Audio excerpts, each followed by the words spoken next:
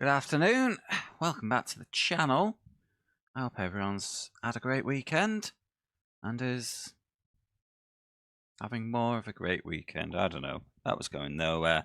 Okay, so we're back with NASCAR racing to give you a little recap of where we're up to on the last stream of the PS1 challenge. We completed GT Straight Victory, which was all right. And then we made a start on NASCAR racing, which is kind of rough, to be honest. Not having the best time on this one. Kind of rough's putting it nicely. It's pretty bad. After a long day of work driving is Didsbury van, Didsbury Dan likes a Didsbury can. Then I'll watch, Genuine Celebrity, le _base XP on Twitch of vous miss a Didsbury fan. Alas, getting in your head was not part of the Didsbury plan. When he's feeling like a weeble be Didsbury chan. Oh, thank you for the big bits. I'm sorry some of that got cut off there. But you hit the character limit pretty hard for the TTS. Alas. But hey, that's why you were asking if I was streaming today. You just wanted to do that, didn't you? Thank you very much.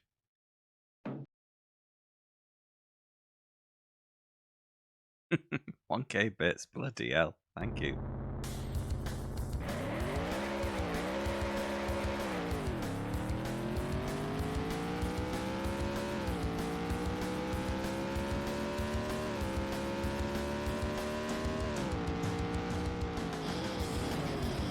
So yeah, we got about a third the way through the championship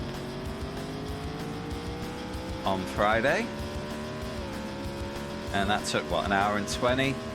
So it's going to take about 2.5 hours to finish it off, I think.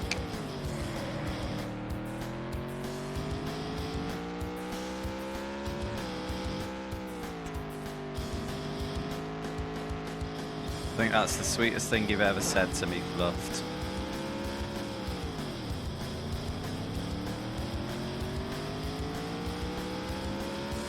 It's alright, mate. There's like 28 races in this championship. Fuck. And only 2 of them have right turns.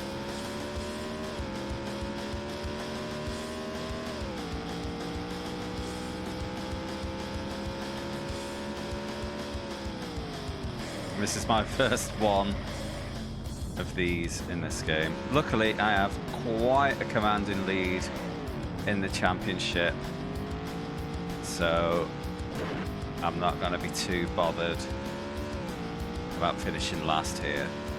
Because I got to be honest, based on how this race has begun, I'm going to finish last here.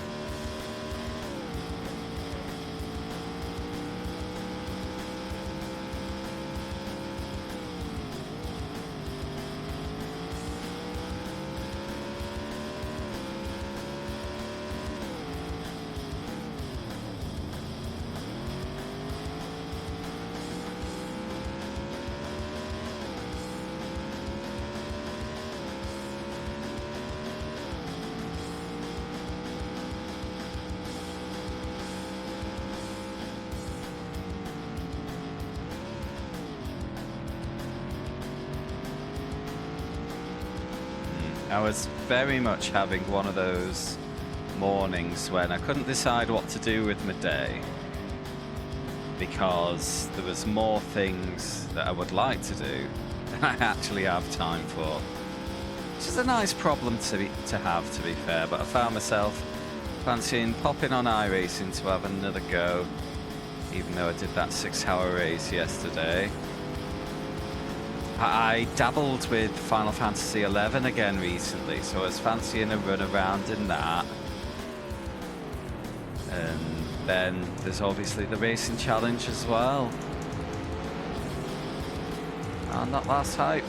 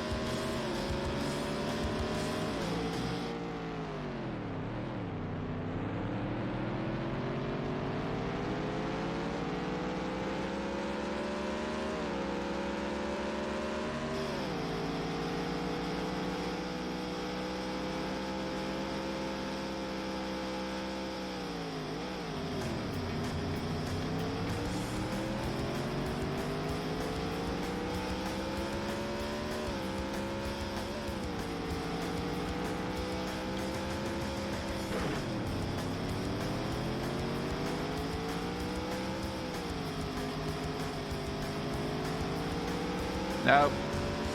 No one saw that corner cut. Anyone who tells you there was a corner cut there and that I gained an advantage going off track is a liar. Don't accept it.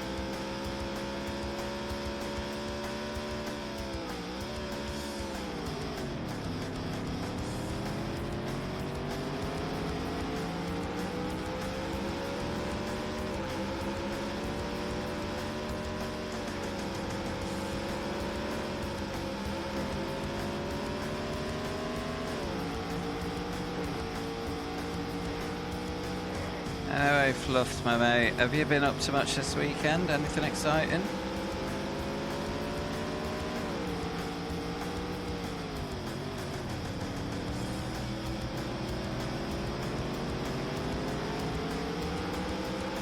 Oh, mate, pinched me. Played a lot of FM. What team are you playing as?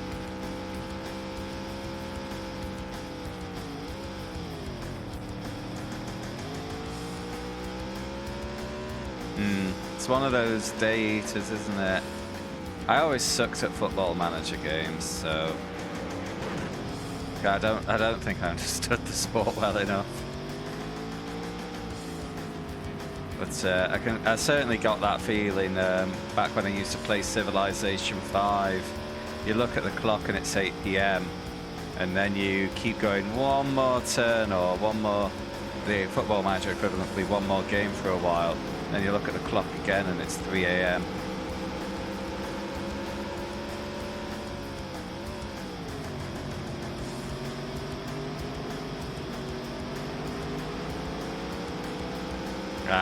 Yeah.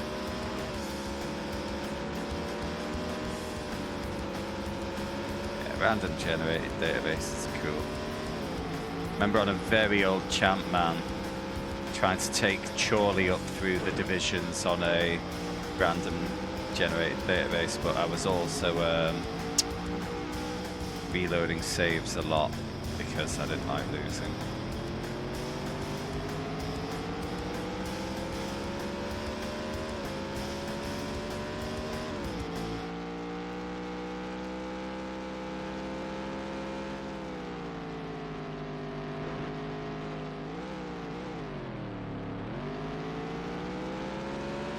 A start?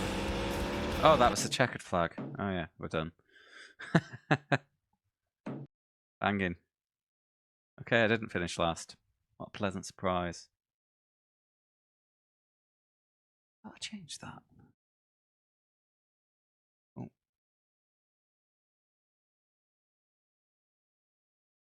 No, that was right. Monopoly. I thought that was a board game, not a football team.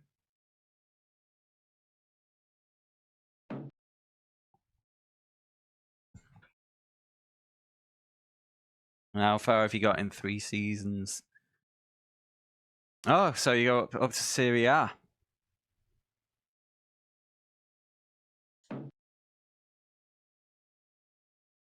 Oh yeah, I forgot. I had a couple of races end up in the bin, so I've lost the lead. Still in Serie C.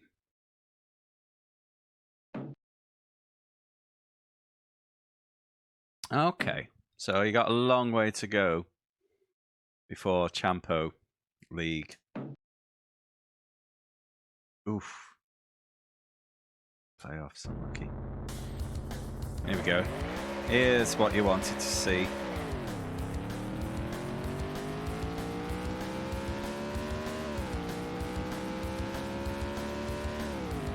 Ooh, that pop-in of the stands. That's bad.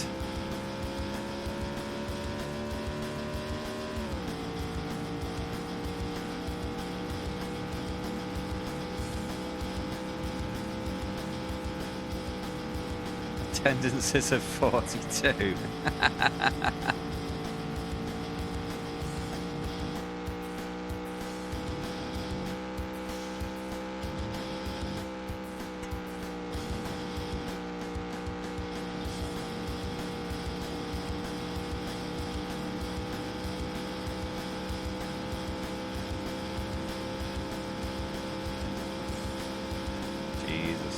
But do they get those sort of attendances in real life as well? Oh, that's wild.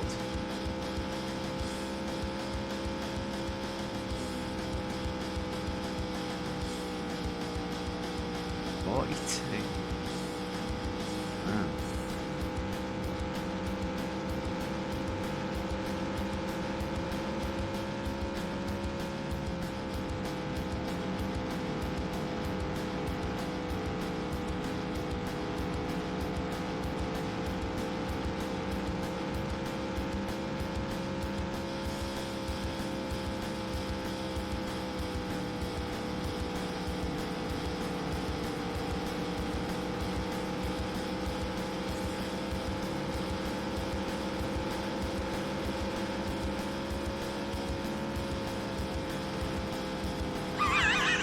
28! Wow. What? Oh, it was COVID. Okay.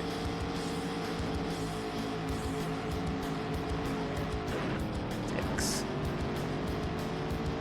So, what about pre-plague 1200? Okay. Yeah, it's still pretty low, isn't it?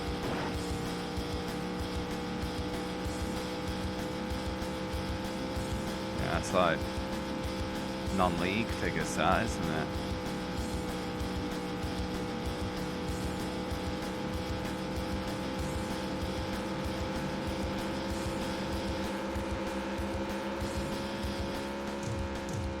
So why is your team in the game only getting 40 odd in the crowds? Is that because Football Manager has taken that sort of data from, you know, plague affected years and just plugged it into the database? I know you're on a randomly generated season, but I expect that to be more players and player stats rather than things like attendances.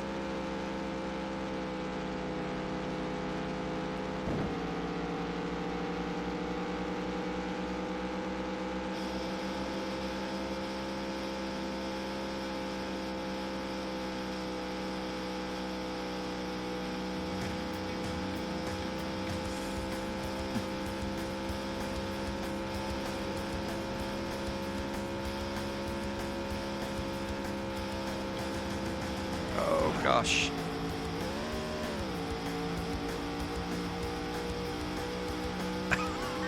Semi-final with 12. Oh, does that affect... That surely affects your ability to progress, though.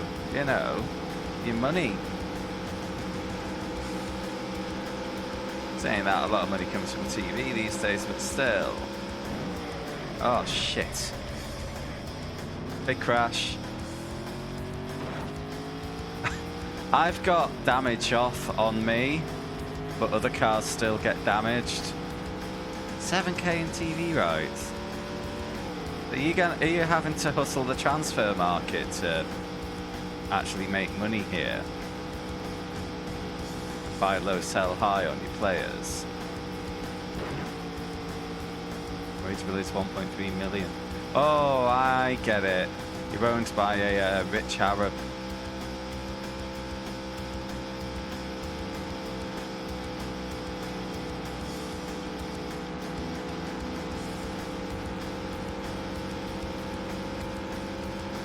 Okay. You're just in debt. Yeah, it's gotta be difficult to progress unless you start getting some money though, isn't it?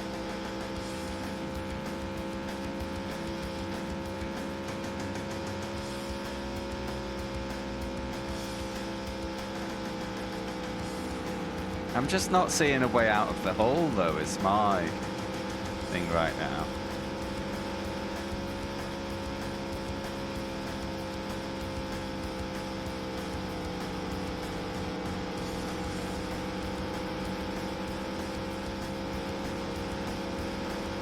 Okay.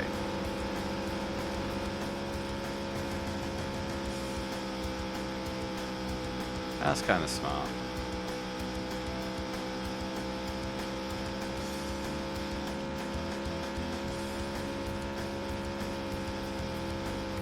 So you're hoping Serie B is going to be the land of milk and honey for you, pretty much.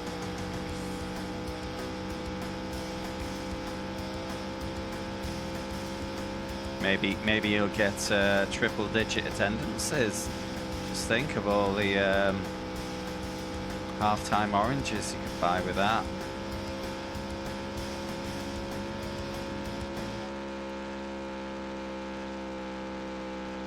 Right, if you want a funny transfer story, go and look up how much Bolton paid for Jason McAteer in the early 90s.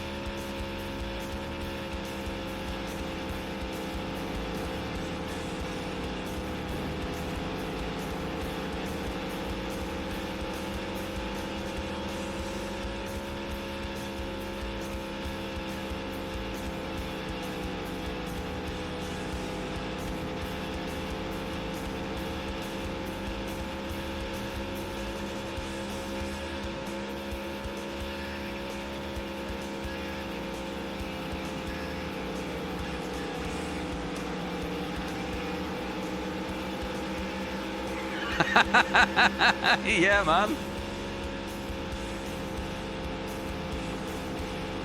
500 quid and a bag of footballs. And they only did that out of a courtesy, really, because McAteer was actually out of contract. But they didn't want to get like slandered for nicking the players of a non-league team. Right. Biggest ever sale. Took a guy at the end of contract from loan, sold him for 400k. Nice. Yeah, but if buy low, sell high, £500 and a bag of footballs, then look how much they sold McAteer to Liverpool for. I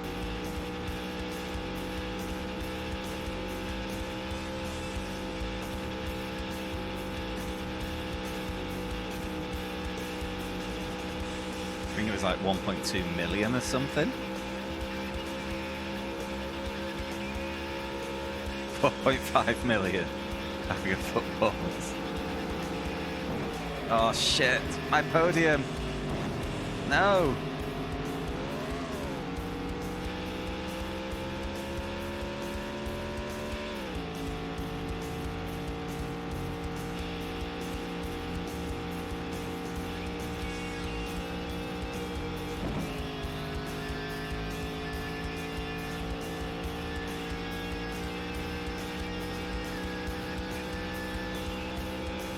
Greatest transfer is Luis Figo. What's that one?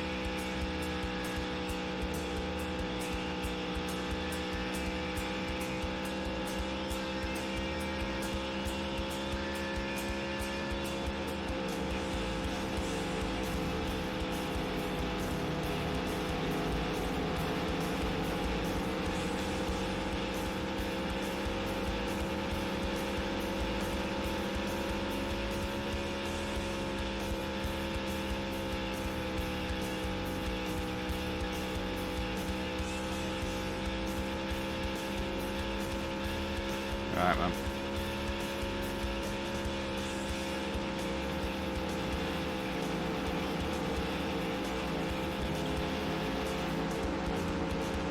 The lead. That's the final lap.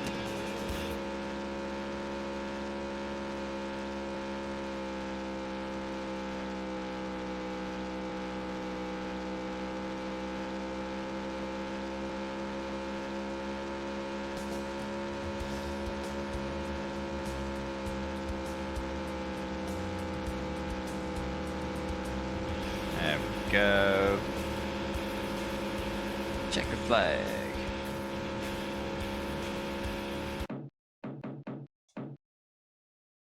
Okay, what's this story?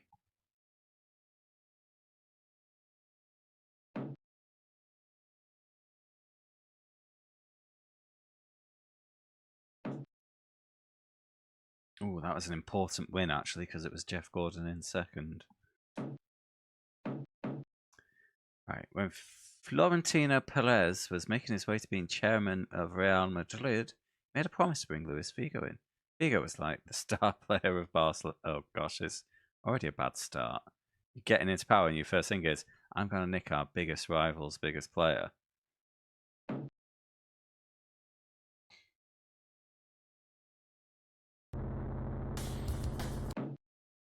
I'll wait for you.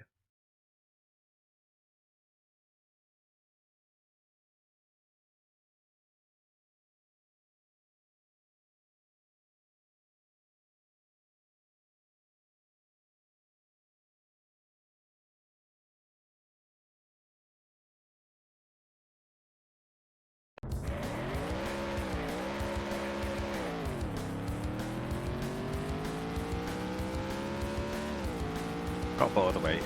But I'll pause when messages appear.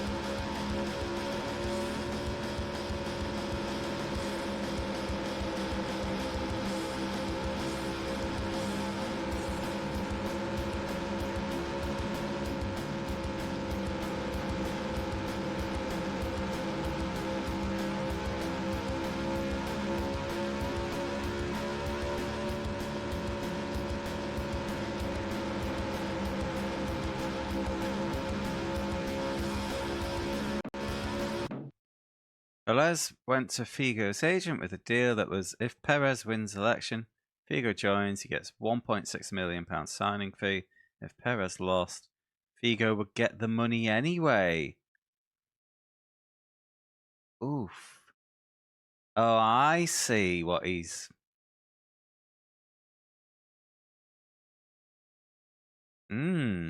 So the bait for Figo there is get 1.6 million, stay at Barcelona pretty much. But if Figo signed this thing, it actually turns everything on its head and makes Perez a lot more appealing as chairman. Figo begged for the contract to be ripped up. Fucking hell.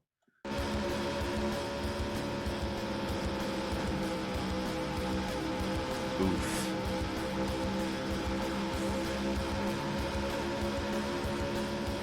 Broke their hearts. Oh man, that's wild.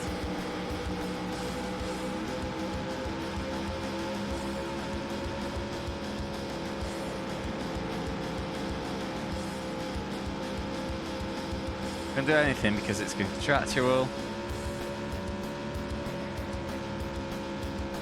Wow. And a 50 million release clause. Well, of course, it's Figo. I wouldn't be surprised if teams have different levels of release clause depending on who the potential buyer is. Especially since that. I bet every Barcelona contract is like 50 million release clause standard or 100 million if it's Real Madrid.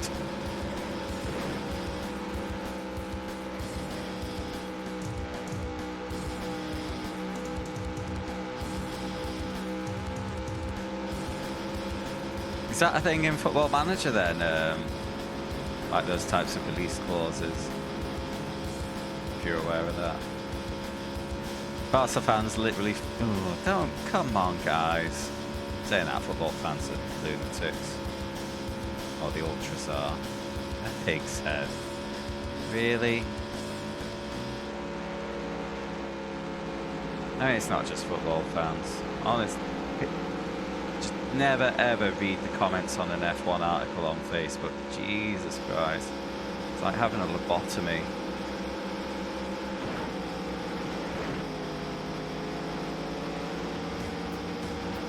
Well, foreign domestic. Can you name a team? Aye, it's double if it's Man United.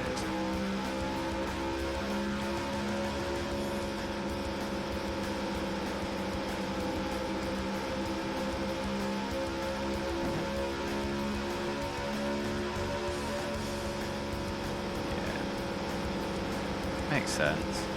That's the old thing, you don't want to... Like, foreign release clauses are probably cheaper because... You know, they're not going to turn up in a game against you unless it's in European football, I suppose.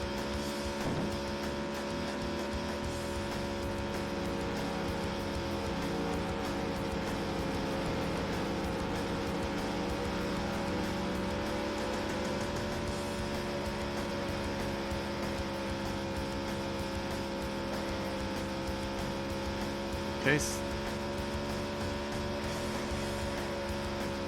Oh, right. What, so he doesn't go home to Brazil? It's a bit cruel. Hey, Koos. Welcome to the stream, mate. Thanks for stopping by. This game is rough, but you can probably see that. At least it's not being too difficult.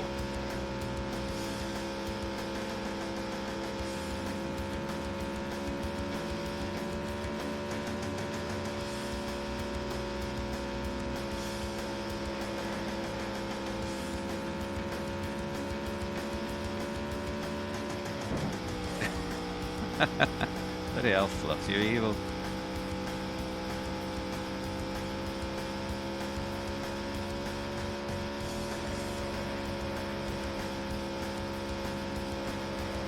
How was I was lurking a bit last night, Coos. How's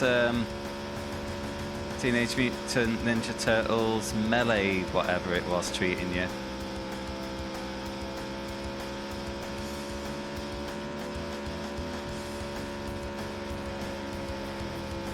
This was one of the early PS1 games. I think this was released in '96, and it's a port of a 1994 PC game.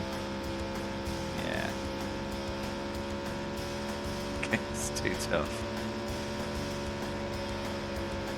Yeah, I was trying to avoid giving inane advice and succeeded. But generally when combat looks like that, I tend to take a counter-attack approach, but then you add your time limits as well, so that wouldn't work either. Yeah. That's how I got through the entire of the first Assassin's Creed, actually. Every move was just a counter-attack insta-kill. It's pretty repetitive.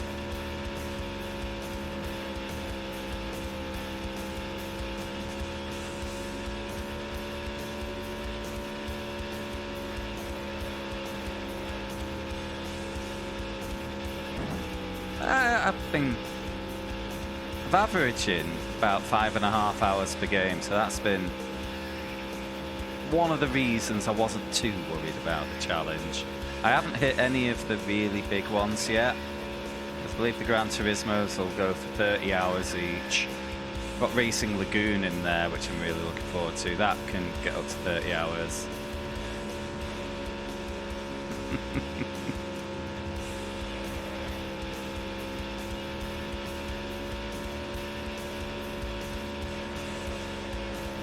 Yeah, but Fluff, remember, football is a game of two halves.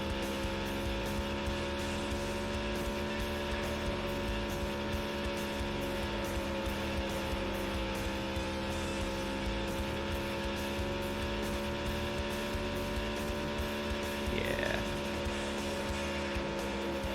Ultimately, one of the reasons I chose a genre challenge was to reduce the total number of games. Racing is also in keeping with my previously, because I also do sim racing here. So racing was the obvious choice. I was considering an all Final Fantasies challenge, but that would be completely... yeah, it just wouldn't really fit. Now I've got a nice little theme to the channel at least.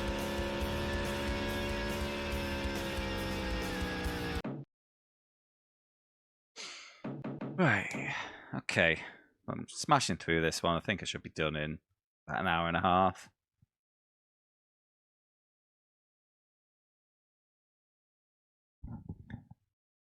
Most of the races are arcade races? Yeah, they are.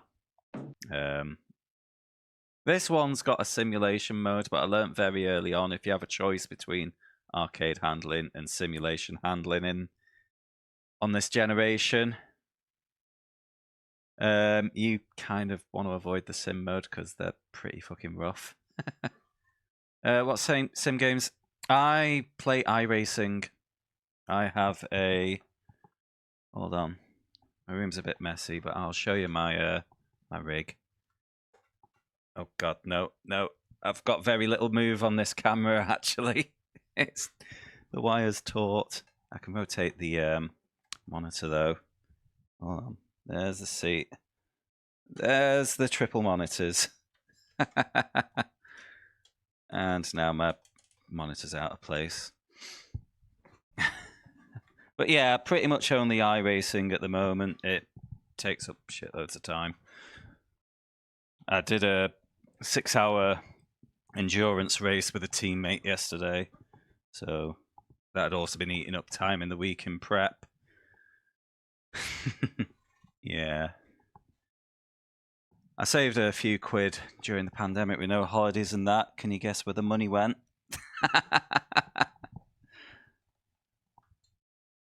Okay, back to the game.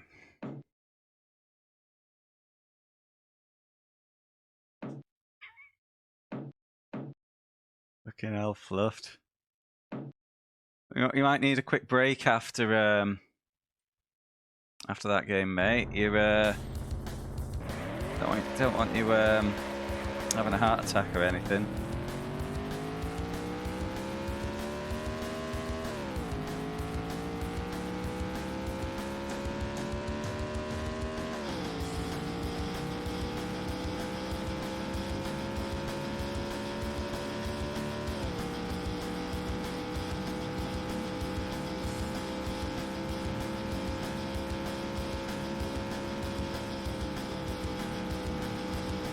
Oh, fuck.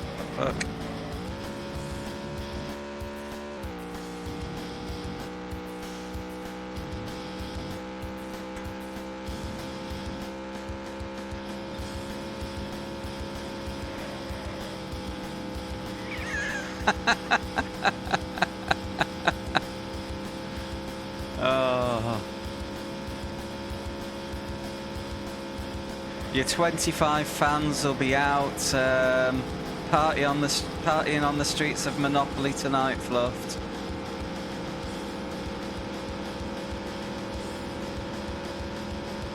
Police will be having to dispatch a single riot van to keep the revelry in check.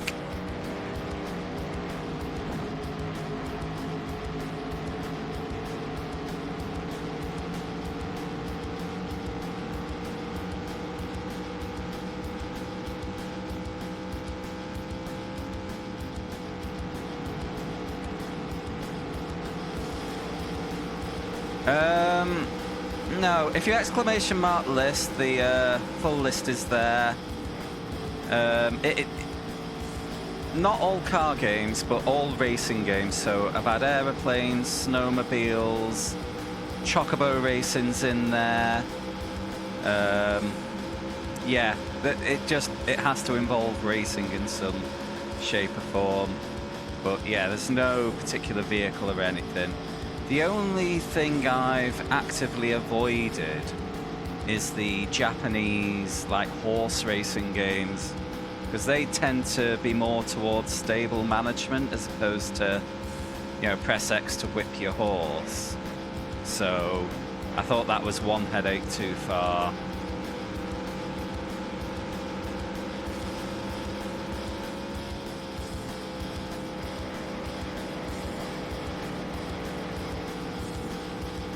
Yeah, I've had a couple of Japanese games so far. One, thankfully, was all in English anyway. The other was a weird boat racing game called Super Cute. I'm not sure if I actually beat that or not. But I was happy to just call it done and move on.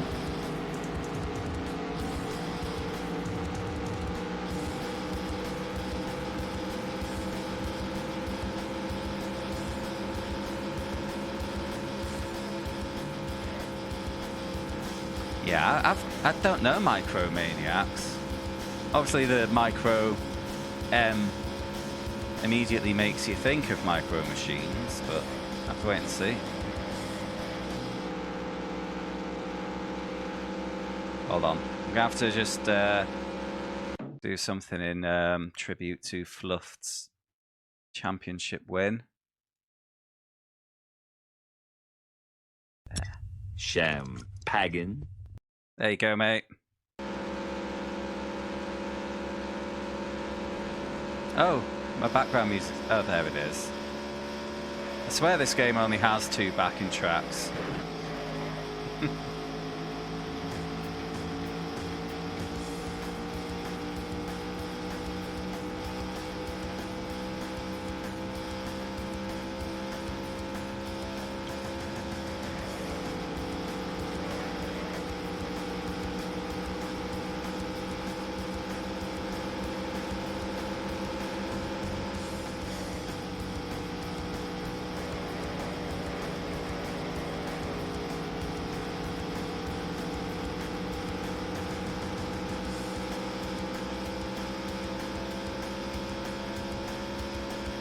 Yeah, if you do find anything missing on there, Coos, please let me know. Oh, by the way, for those who aren't aware, I have raided Coos once before. He's doing a far more stupid challenge than I always forget I've got this shout out thing. I'm not even guaranteed it works right.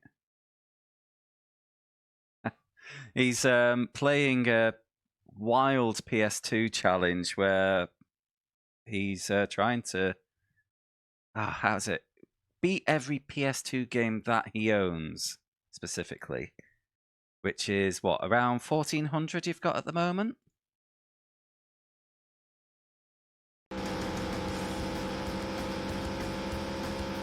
Yeah.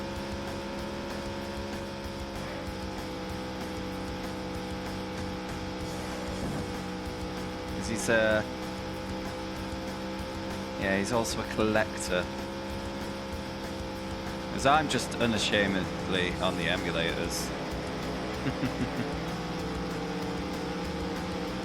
I mean, my 300 short games challenge is feeling pretty daunting. Have you got any estimates on when you think you might be done?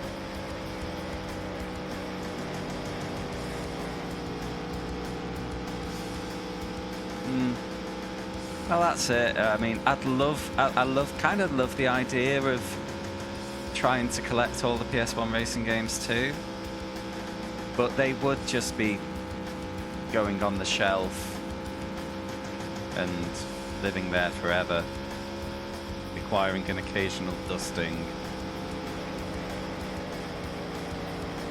10 years, oof. The only word I've got for that is oof.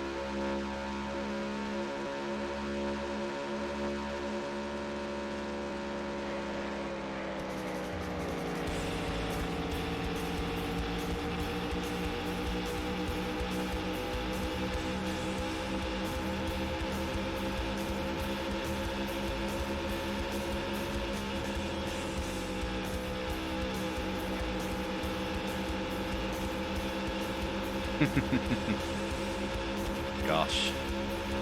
Yeah, they did it certainly a lot longer than I have. I just started out as kind of a pandemic streamer. You know, I was locked inside on my own. Didn't have, I was a bit lonely, and it was just a way of basically saying, here I am, this is a place where I am if you want to come in and say hi, but no big deal if you don't. I wasn't even really intending to do racing games to begin with, because well, because most of my mates aren't really asked about racing games, but I ended up starting streaming Simulator at some point, and it took over the channel. And for a while it was a mixture of sim racing and like indies and retros. I do a lot of indie and retro first plays. And then this came about actually because I found Big Tall Not Small's channel, who is obviously doing his big Xbox challenge. That's what kind of gave me the idea, but I didn't want to give up sim racing because I'm quite good at it. So it's just something I was playing with, and I jokingly said to a friend, because he was burning out on Minecraft and unsure where to take his channel, so I just kind of jokingly said, I think you're going to need to stream all the N64 games, mate. But and he started it. Then I got jealous of his challenge, so I came up with this one. Streaming is so nice, good to do. Yeah, very easy now. I was a huge ball ache back in the day. Can still be a bit of a ball ache, to be honest, because I basically have to have 2 internet connections to do it, because I can't get fiber where I live. So what I have is a old copper wire broadband connection, which I basically use for my sim racing. And then I have a 4G router to actually publish the stream on. You want to stream but even Paul wouldn't watch it? Well, yeah, give it a try, mate. I might surprise you. I'm quite good at, trying to grief people, especially if they have 1-bit cheers set up.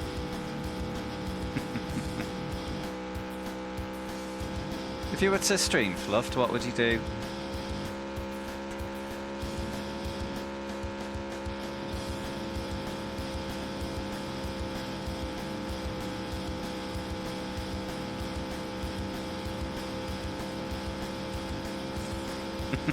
Sounds like something I'd do. It's what you do to me, isn't it? You know, every time I'm streaming iRacing, you'll pop in and go on, do a big crash. You know you want to. Yeah. It's coming along. BT did email me recently to say that fibre for my building is kind of on their roadmap, but they didn't give a date, unfortunately.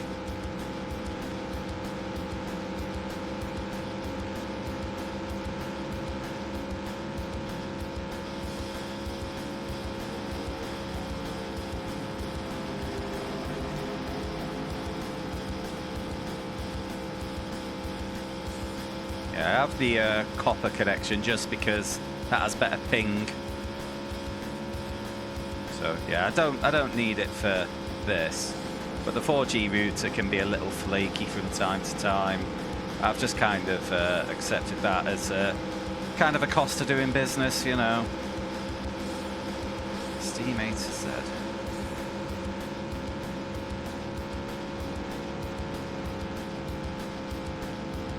I don't know, is there much... Are you allowed to stream your big library of hentai porn games Fluffed? Thought that was against the terms of service.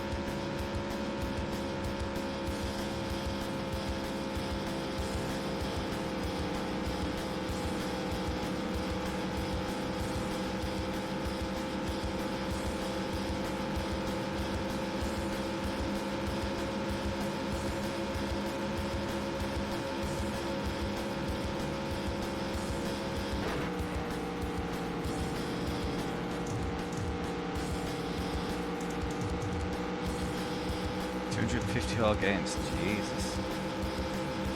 It's daunting, isn't it?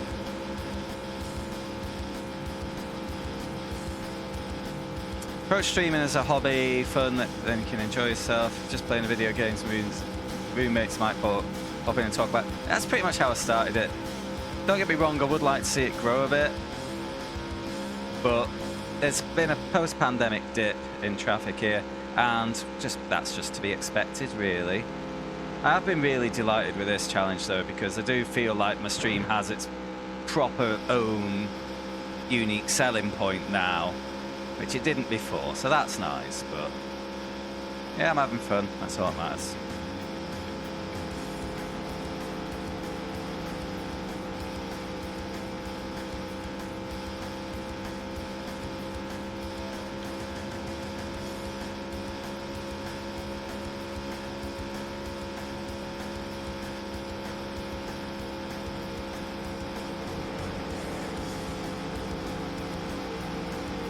I mean, A to Z might be a little dry for you, Fluff. Have you considered using the random selection wheel that I've got?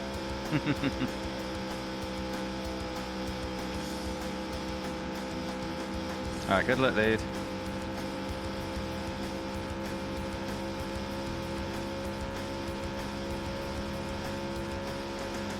Oh yeah, it's a bastard. And then you add Humble bundles as well, which would pad out your Steam libraries. And there we go, Fluff's just mentioned it as well.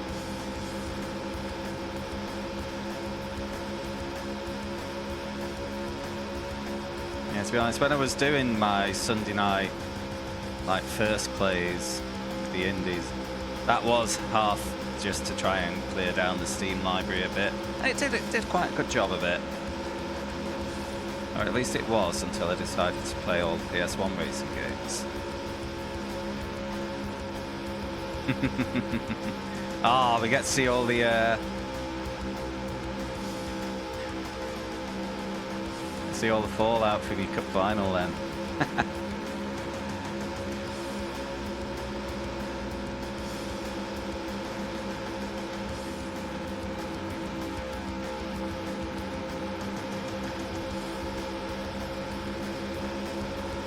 Just a Super Cup. Fluff, the hint's in the name. It's a Super Cup. It's super. Not just some boring normal cup. Nah, mate, Super Cup's where it's at. All those trend followers. With the normal cup, nah, Super Cup. All the way.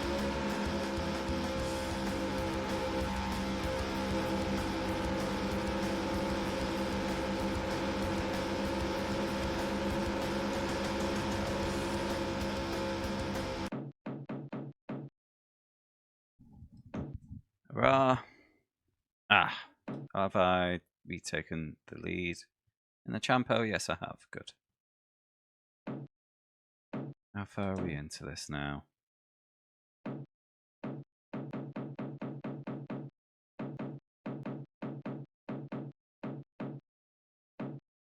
Let's start track 14 of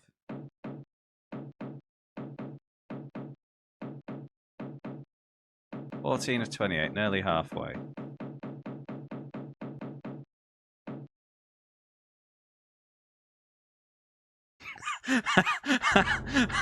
Monopoly will be backed by a decent number of travelling supporters, with around 100 fans expected at the 20,476 capacity ground to follow the team away from home. To be fair, mate, that's more than your average home attendance. Don't mock it.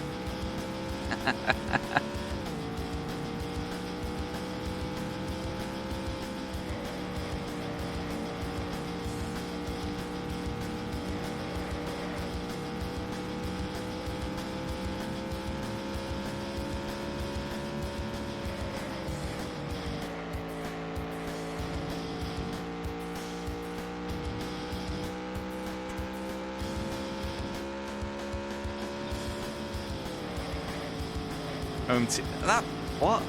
That's a lot of seats they've sold to corporate. It's a disgrace what's happened to the Super Cup. I remember when the Super Cup used to be about the fans.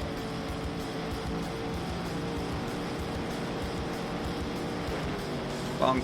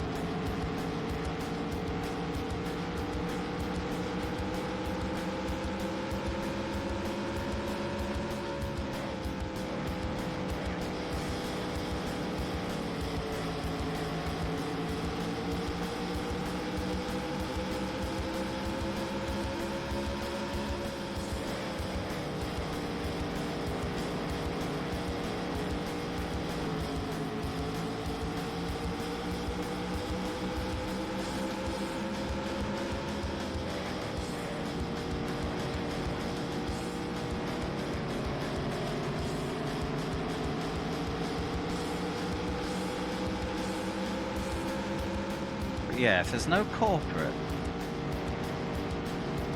it's not even 20% full, that is. Well, not even 15. 15% full would be 3,000 and change. Wow. May as well have just gone to the local park, it would have been cheaper.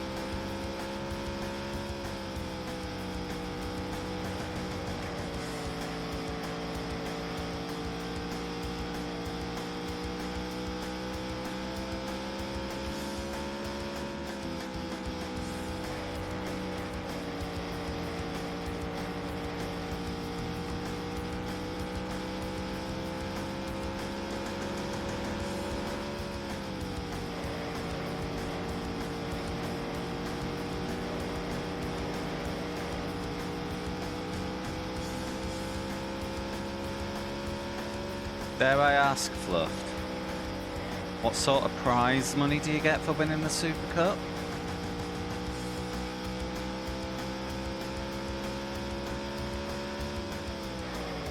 Oh, fucking hell.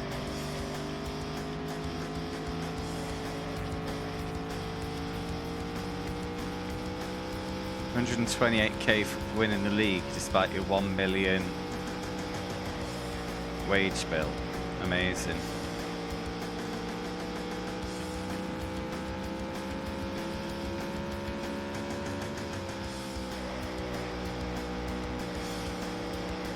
Oof.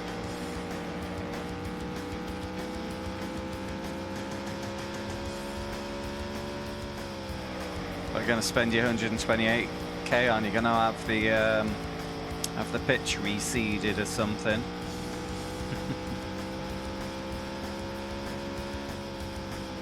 Maybe paint the goalposts. New lick of paint on the turnstiles.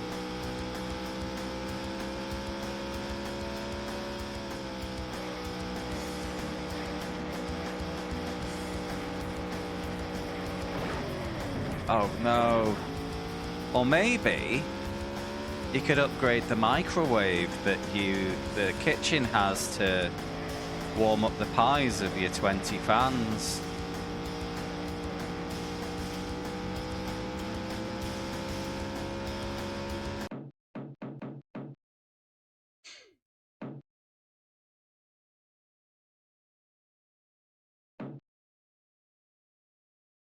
Cool. Much winning. We got a Labonte in the list again.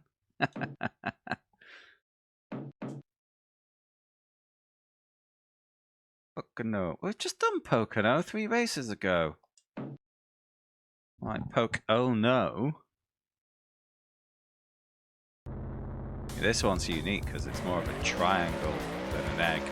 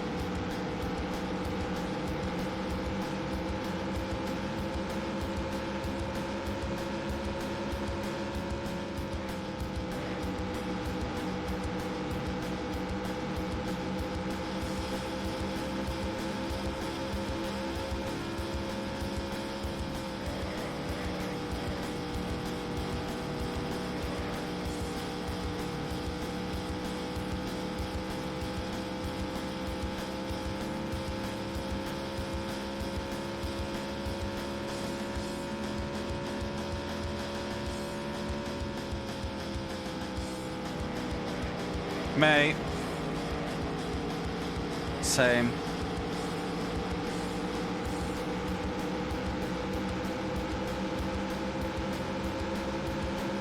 I'm pretty sure I've just tuned it entirely out now.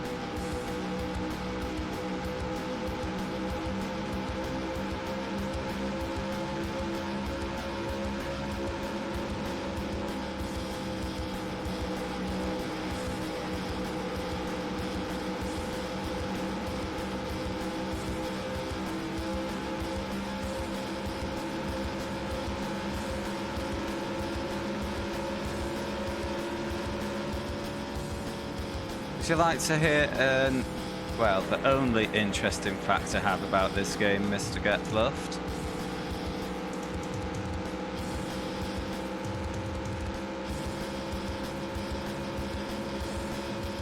So this is a little distantly, but it is kind of related to iRacing. The now defunct development company that made this was co-founded by a guy called Dave Kramer, and when this company was dissolved, trying to stand as they say, when the developer for this was dissolved, he went on to co-found the company that makes iRacing, taking the NASCAR Racing 2003 source code with him in a purchase deal, which went on to become the basis of it. Hey Navas, welcome to the stream, mate. Hope you're well.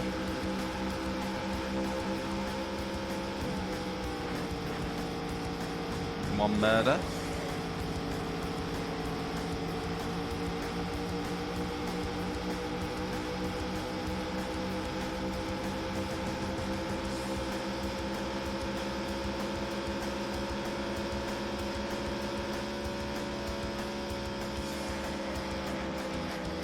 What race number is this? I think this is number 15 of 28. How am I feeling after yesterday? Pretty much fine. I was really exhausted yesterday evening. I was intended to go out for pints. I got changed. I had a shave. I had an early tea. I was all ready. And then it was just like, no energy. I went for a nap on the couch instead. Had an hour-long kit. So didn't get too much drinking done last night. Just ended up finishing the new Monkey Island.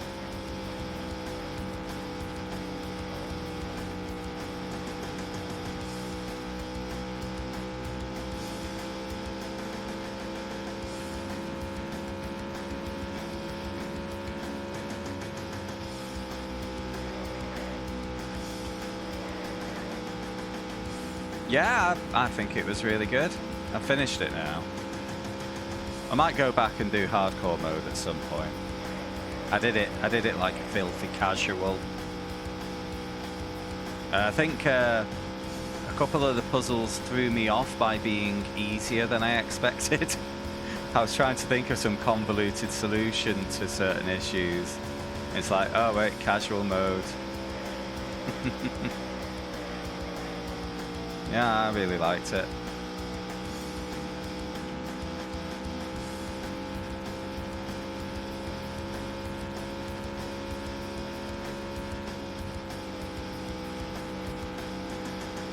But in the end, I was tempted to go on the hardcore mode from the get-go, but my thinking was kind of, you know, actually if I see the basic path through on casual, then, you know, it could probably inform the hardcore mode, so to speak.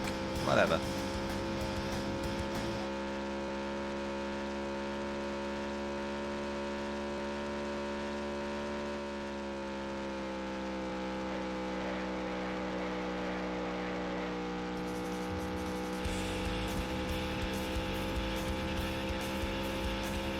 I think I'm still a little frustrated at myself for letting another win get away, but a podium's still a good result.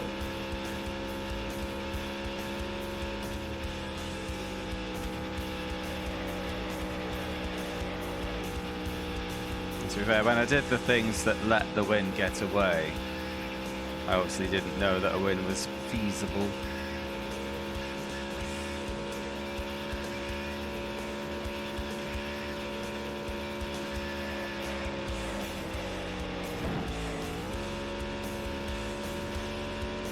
Although posting a qualifying time that would have given me second place is should be an indicator that a win was feasible.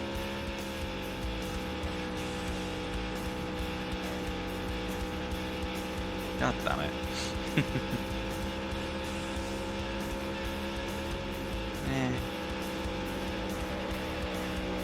Yeah, but no. I generally feel most satisfied when I know that I've maximised my result. You know? I don't get too hung up on... I don't get too hung up on when I miss out on a potential win because of something outside of my control. When I finished 4th at Sebring, I was super stoked with that. I say we finished 4th at Sebring. I was super stoked with that because, like for the 12 hour, because I knew that I hadn't left anything on the table. You know? But it's when I know that I've done something that's that's cost me a result. That's the only one, you know? Which I think's fine. That's what drives you to get better, isn't it?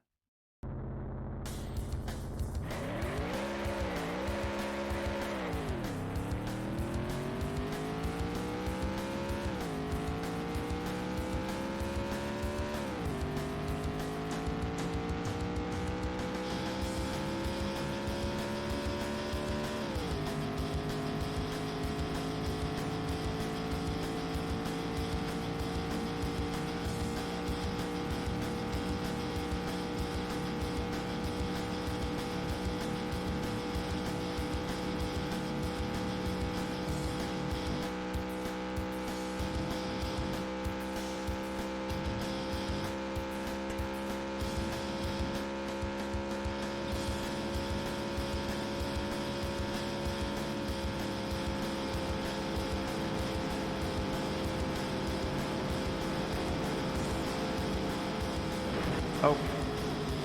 Fuck.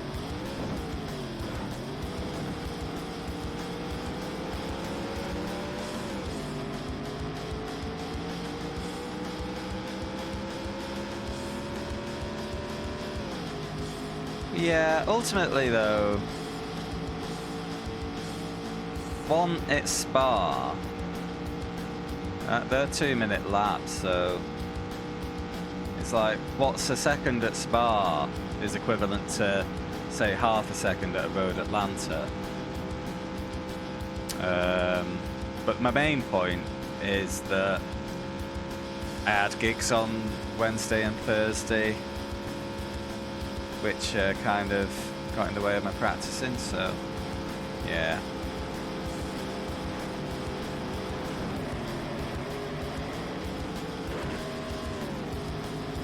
Yeah, it is just a, part of it is just a time investment thing for that particular race, which is fine.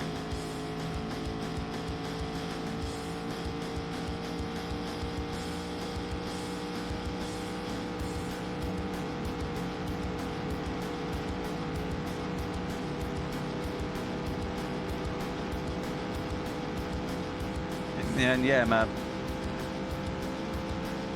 best laps were getting pretty fast there, so it does get really difficult to find that last second.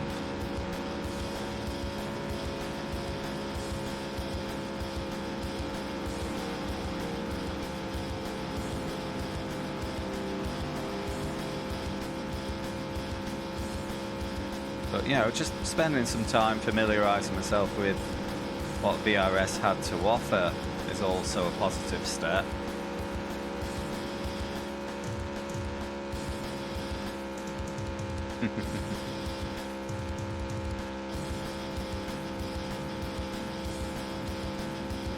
I didn't even have time to get through the full 30-minute track guide.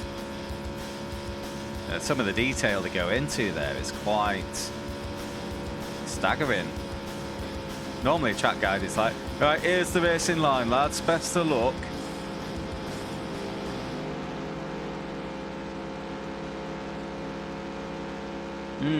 Yeah. But part of that was because of the bucket of crabs thing that I kept whinging about. Often the leader can do that, and it's not necessarily an expression of true pure pace. Because if second and third are battling into Lake Home every lap, they were almost gifting that to the leader. This is why I'm so why I keep pointing to the qualifying result as one of the main reasons for yesterday's failure to win. You know, you can also point at that qualifying result and say, you know, if I hadn't invalidated that lap, I wouldn't have been in the situation that led to me spinning.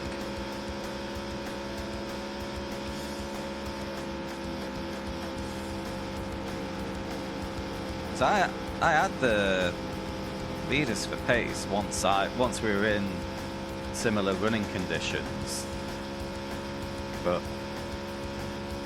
yeah.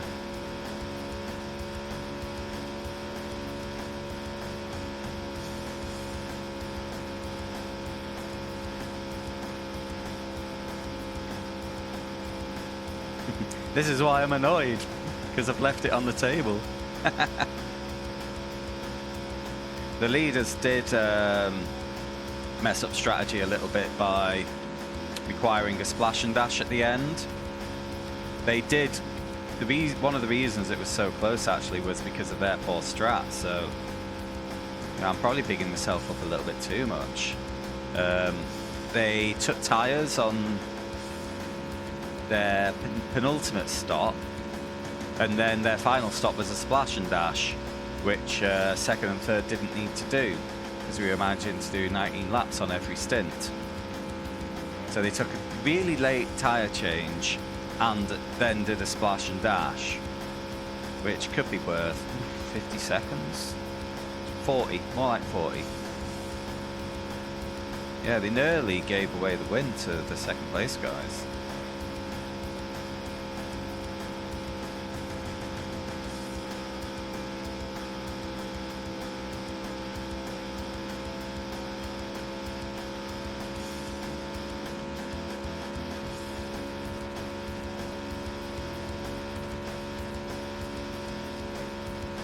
Yeah, I just remembered actually. Yeah, they were changing tyres after doubles, so in fact they were given a lot of time back now I come to think of it.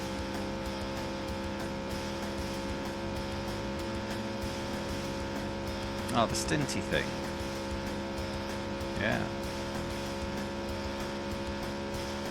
Oh, before that I need to find a teammate.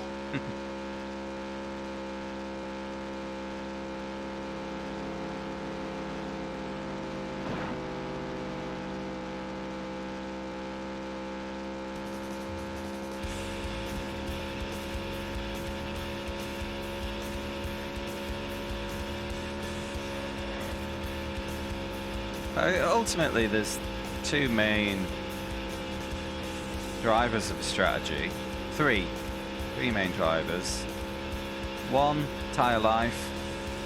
Two, driver availability. Three, how many laps the race is, and you know, in terms of preventing the splash and dash. Can't really think of much more you can do beyond that. No, I suppose if you've got a bunch of laps in hand at the end, that figures into either short fueling or you know, potential undercut later on.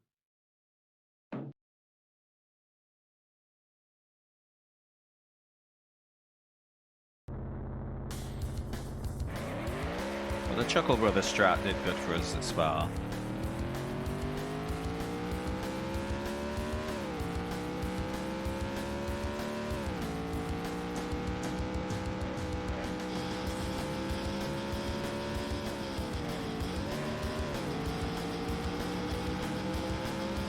Go the other proper circuit in the game.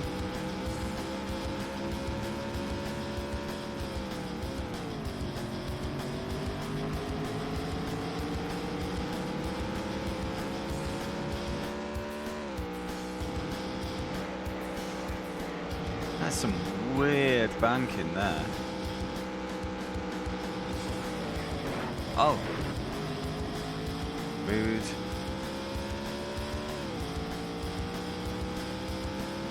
Tell this wasn't laser scanned. Meh, meh, meh, meh, meh.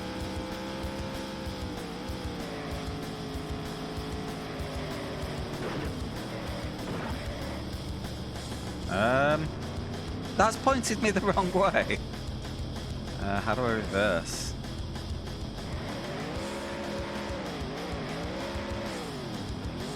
Nope, just wheel spin my way around.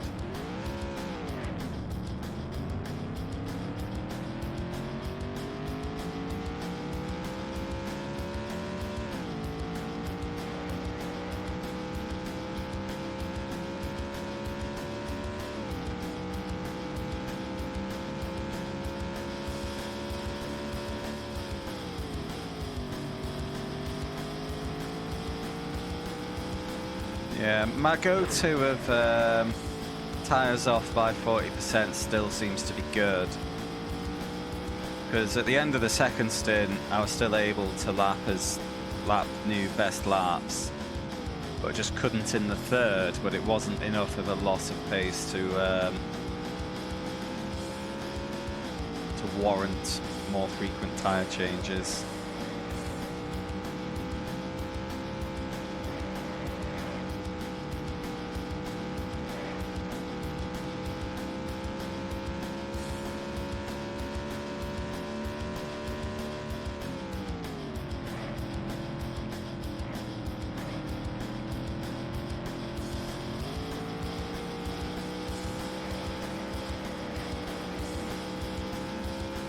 Wow, they don't even have the roads to the booth.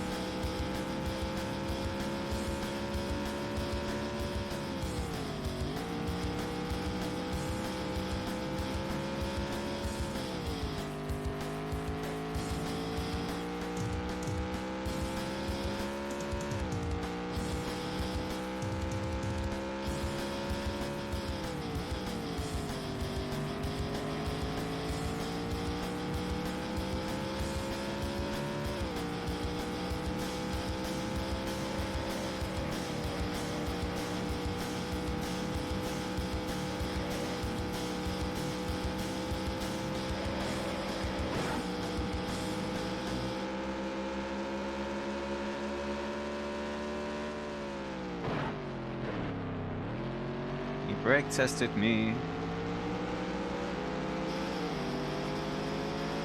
Saying that I've cut the bus stop every time so far.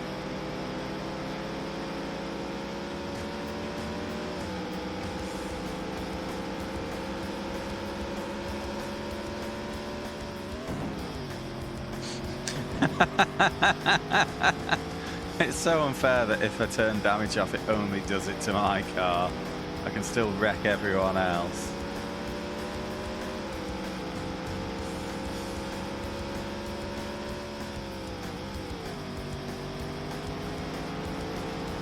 Alright, after the first lap incident, I think I'm happy just to eat a bad result here.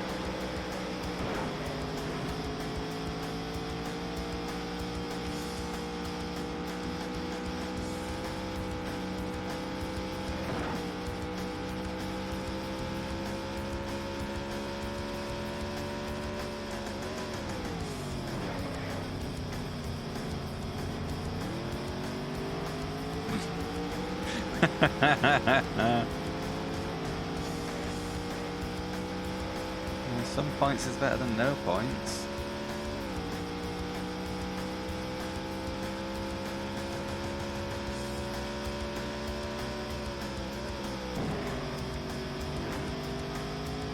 Is 11th good enough for points?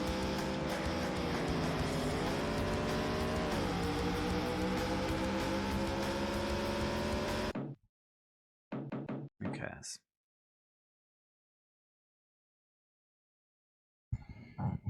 Hmm.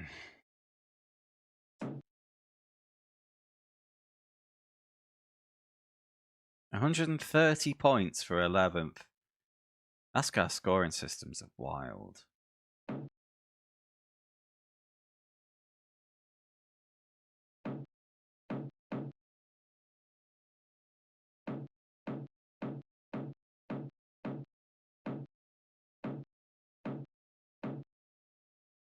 $11 tracks left. Counting them down. I gave up a lot there, but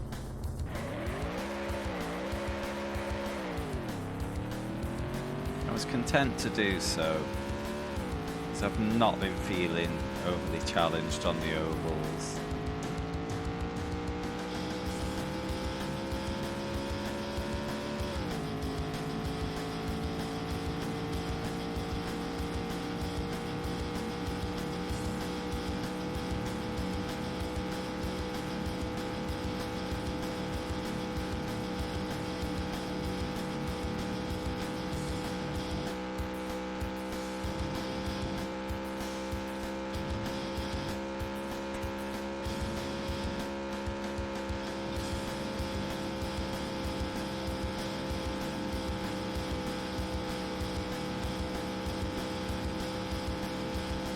Right, man.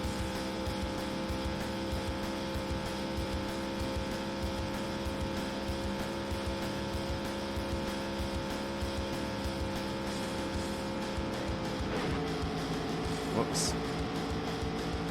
No remorse.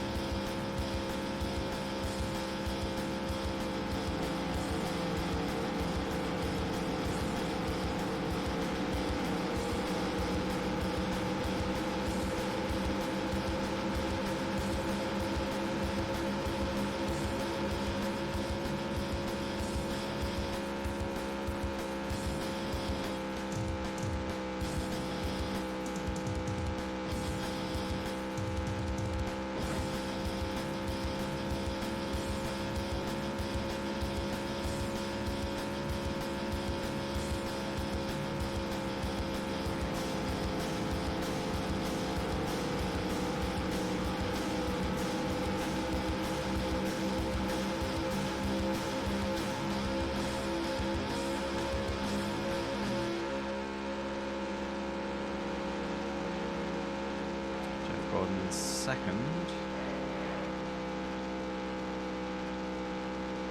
Something right on the tail at first, though. That's tell from back here.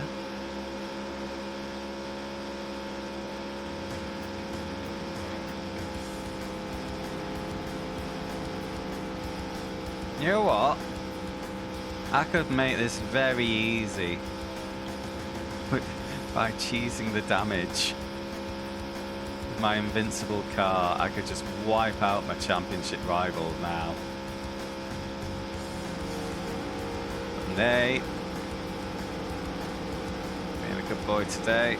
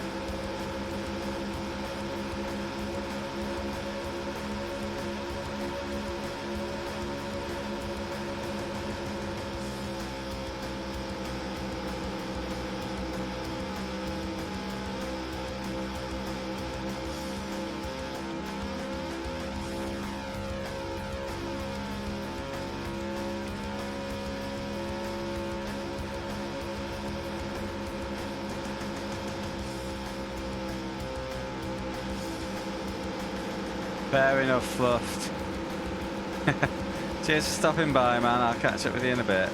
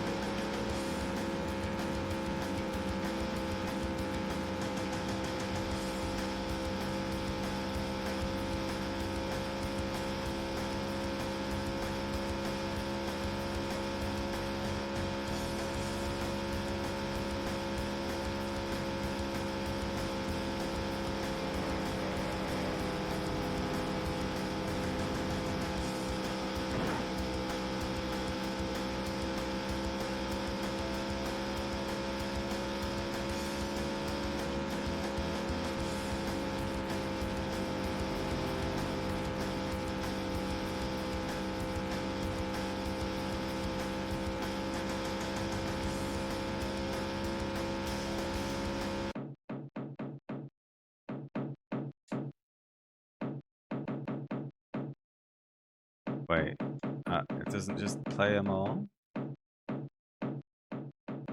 That's weird. I'm just gonna have a quick be right back. I'm gonna get a drink from the fridge. I'll be right back.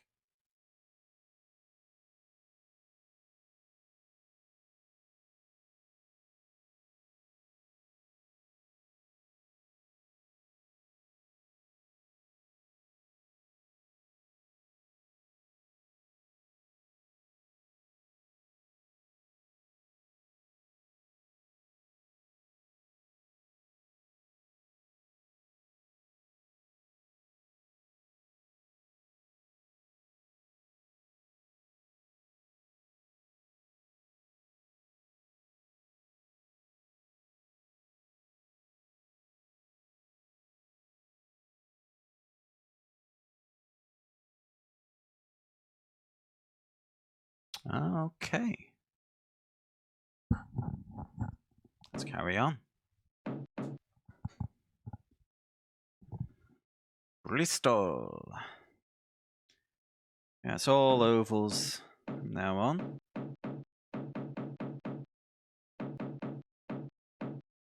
One, two, three, 10 left. I thought I had less than that. Gosh. We are getting there, though.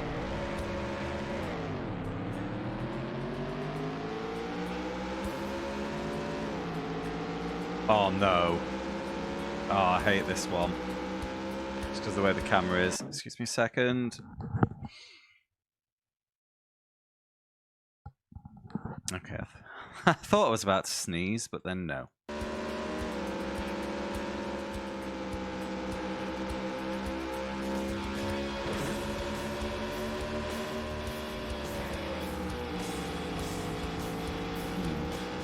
Select, isn't it? I'll try it from up here. No, that's still wildly unpleasant. As is this.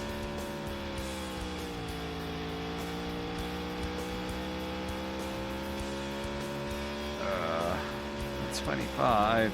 Flat to this.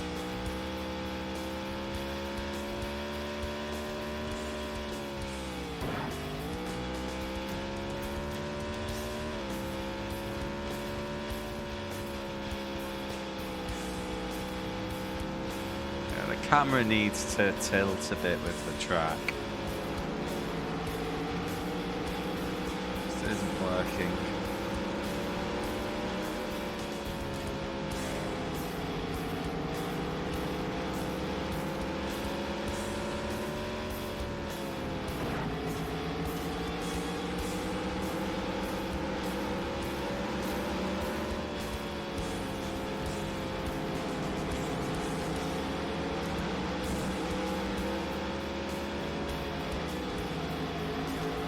No comment.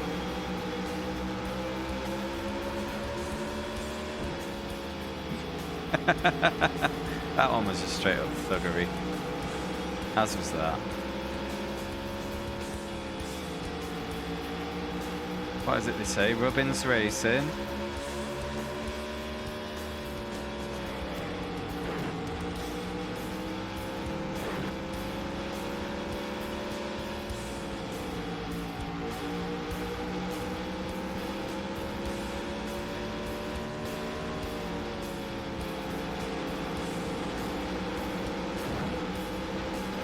Oh gosh. Just drove through it. Game is not handling Bristol's high banking well at all.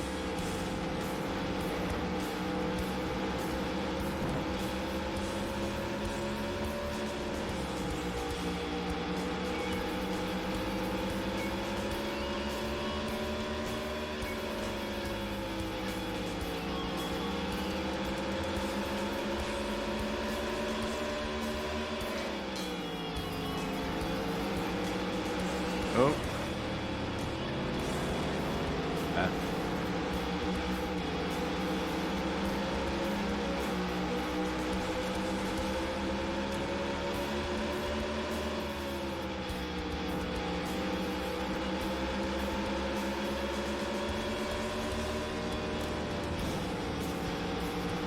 There's Gordon. Main Champo rival now behind.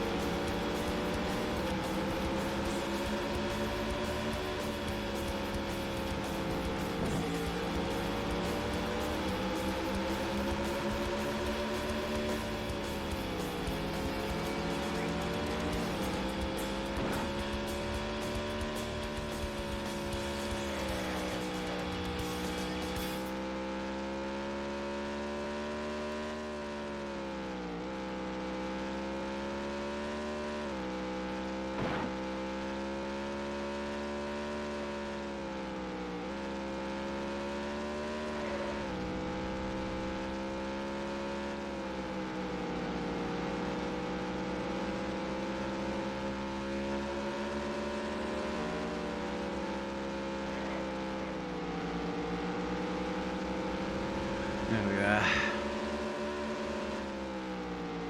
Very uncomfortable track to play.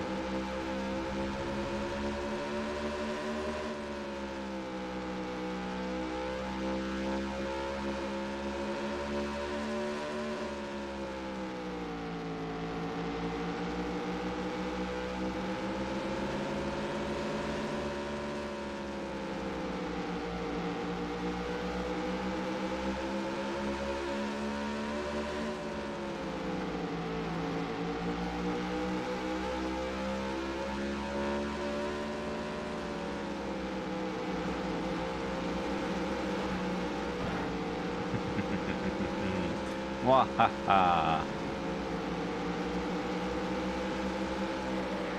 Oh no!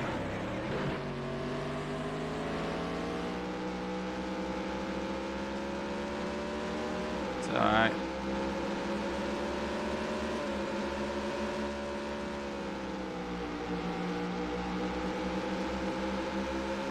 Stayed off the apron, but whatever.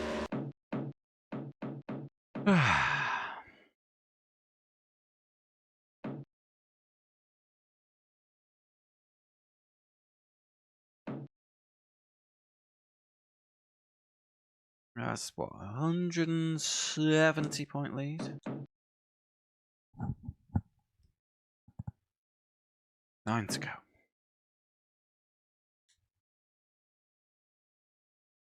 It's Kamen Rider, the bike race.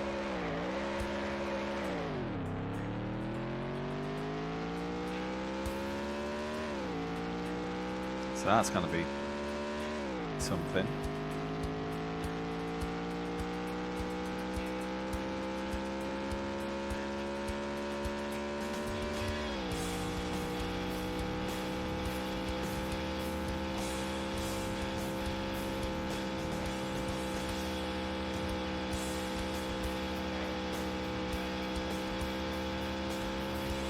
Yeah. It's got that going for it, certainly.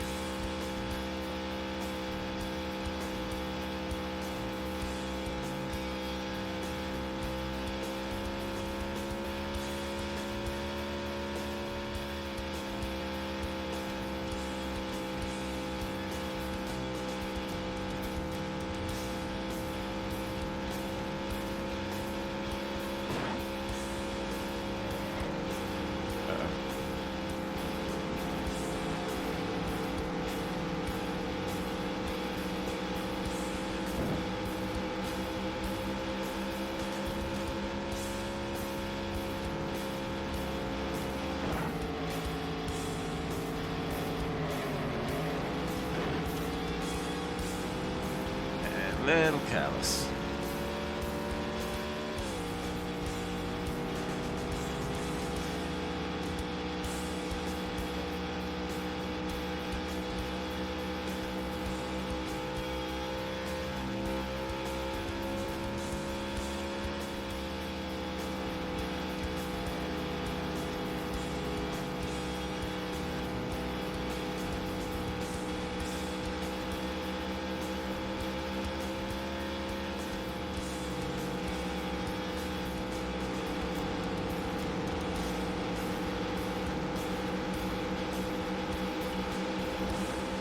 You prick bastard.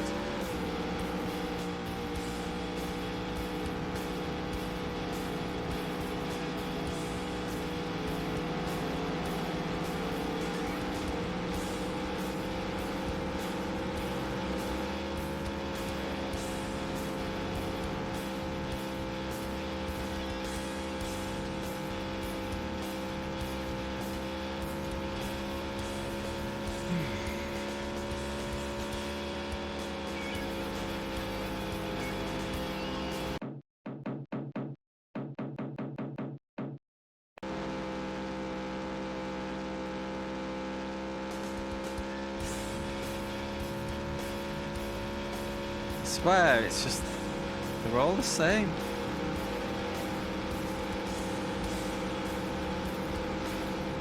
Butt rock.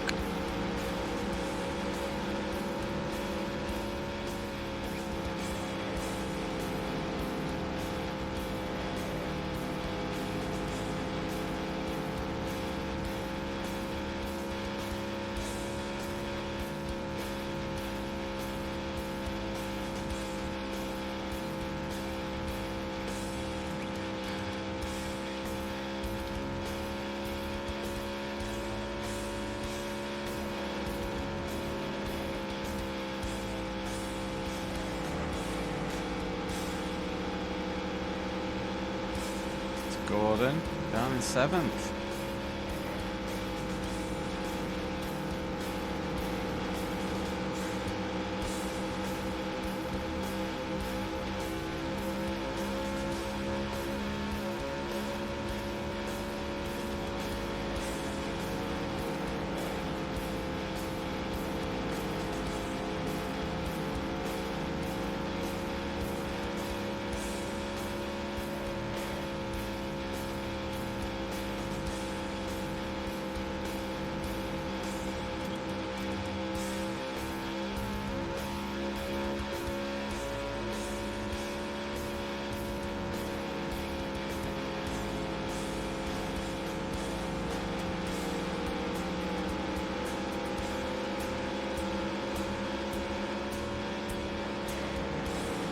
Nice.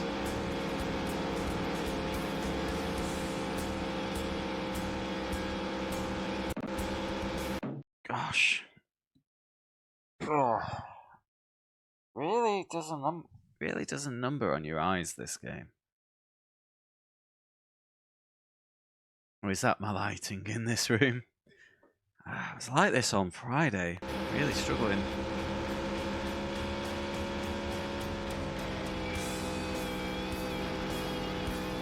Soldiering on through.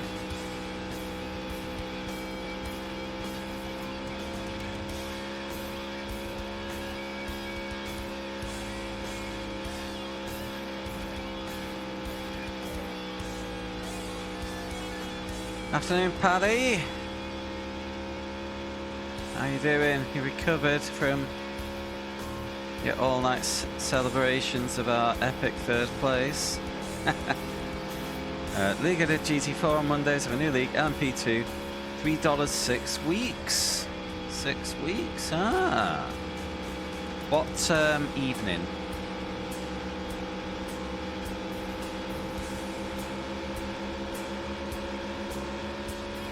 Mondays, ooh. That could be good. Usually pretty free on Mondays. When's it starting?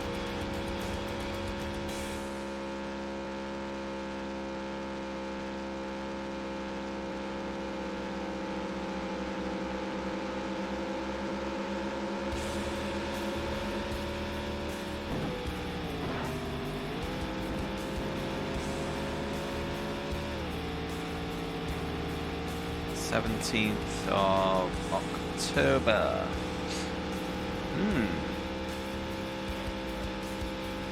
Interesting.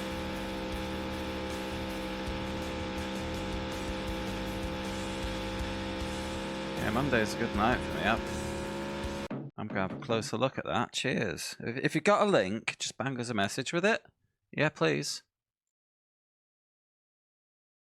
I messed up my camera earlier. It's better. Oh, also I lowered my seat last night, actually. That's why my camera's not pointing right.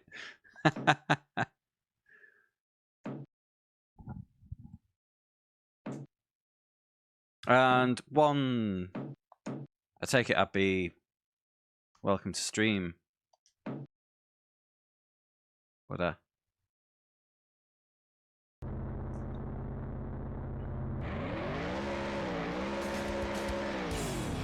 No, I can ask them that. That's fine.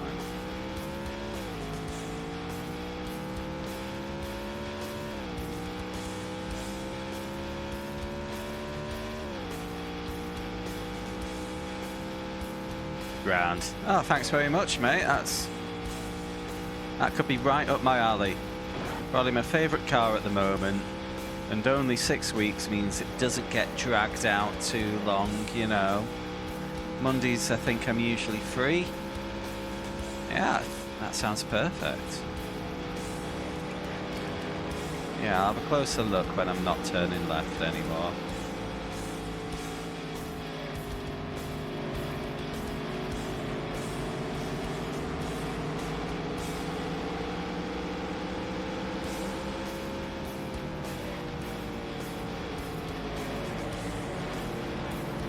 Oh gosh. I have to do myself a new P2 livery.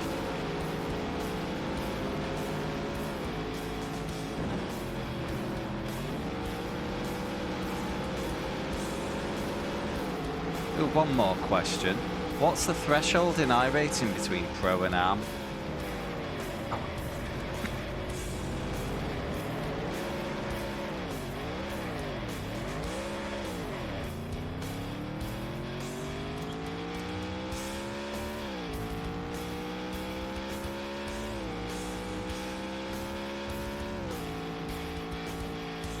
Nice little races in the bin anyway.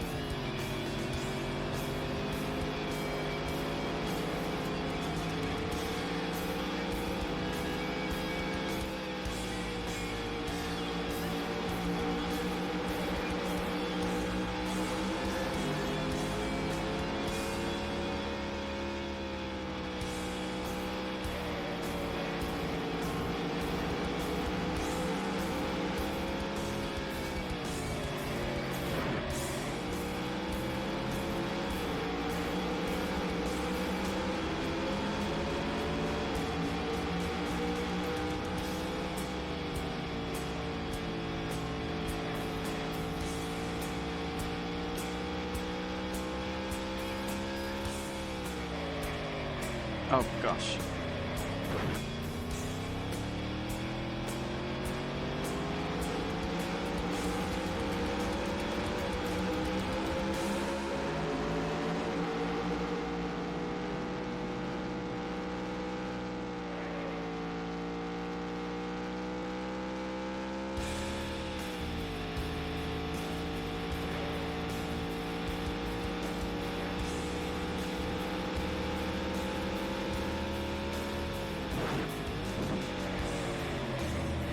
This track's really fiddly. One terrible redrive.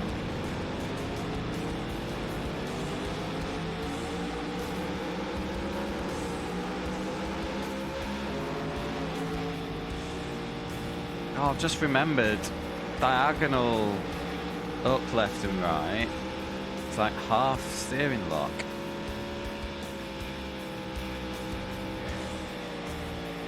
Might take me most of the stream to remember that. It does make this stuff a lot more hand controllable.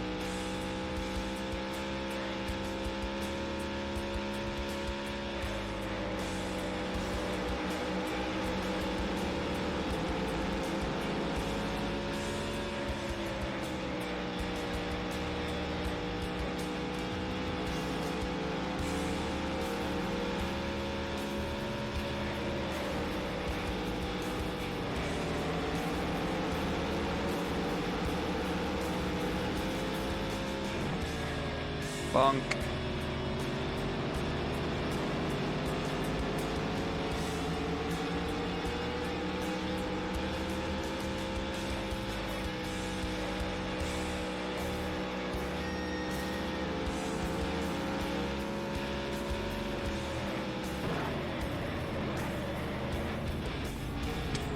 Oh no!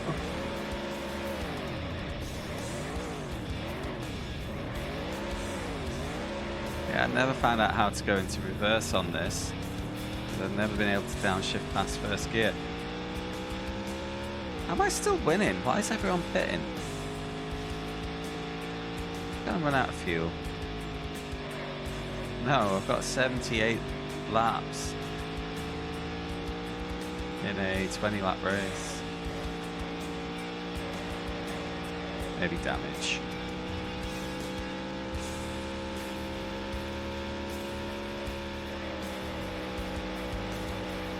Maybe they all thought I was pitting when I bonked into the wall. Decided to react.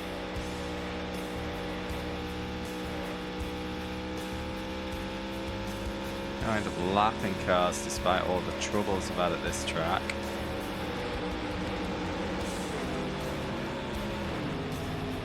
Or maybe I'm winning just because I keep putting them all in the wall.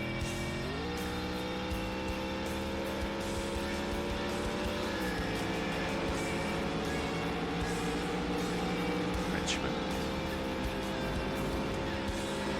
No, they're all just really slow.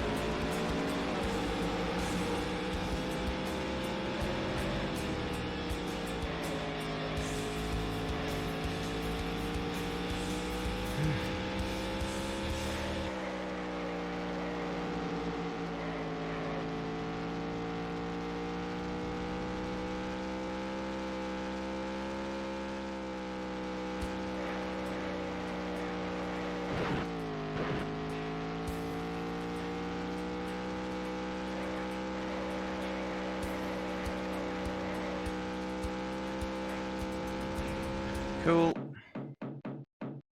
Getting closer.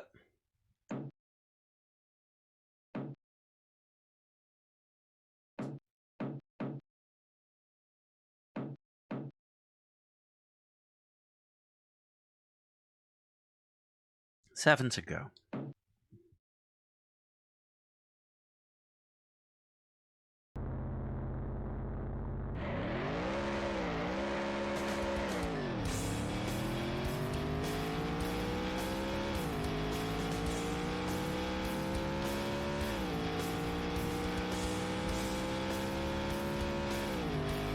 Oh, 25 laps.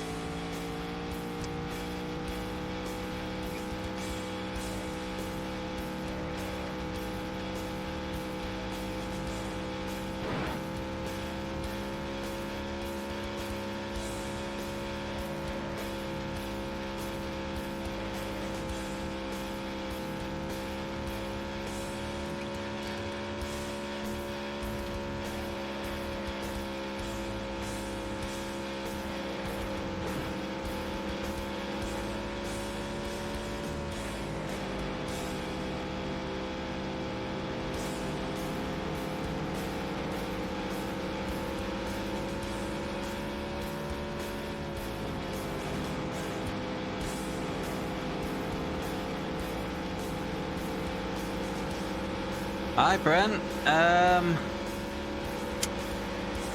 I've had more fun turning left than this particular game. This one's a bit rough. Welcome to the stream, mate. Thanks for stopping by.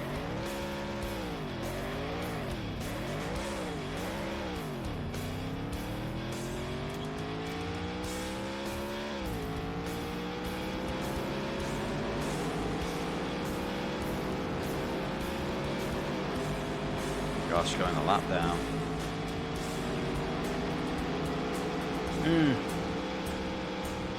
Oh, this is my second. I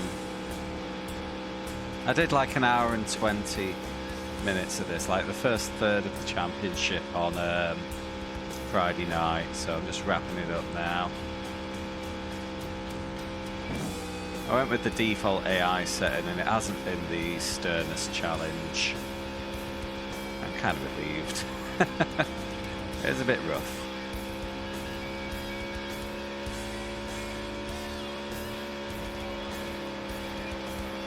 Oh yeah.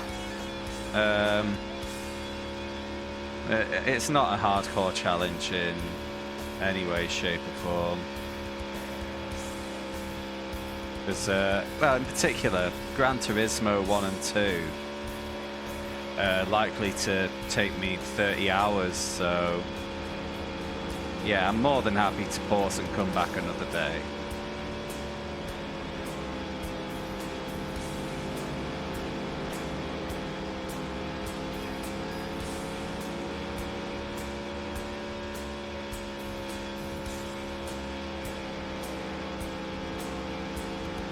Rough cut-off is 3k. Alright, cheers, Paddy. I knew I'd be around the cut-off, so it's a case of, am I going to be a back marker in Pro or a front runner in Am? And even that's being a bit presumptuous on my part, but yeah.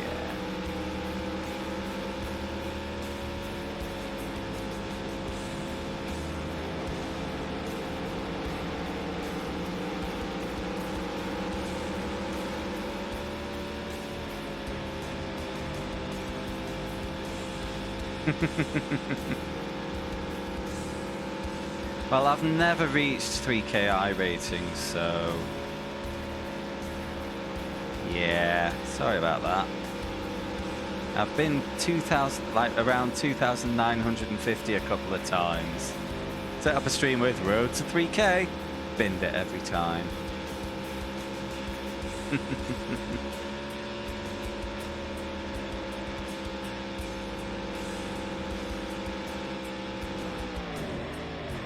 Topic of binning it.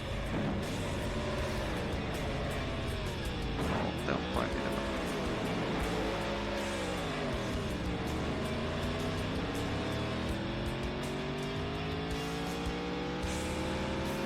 to plenty of laps to fix that though.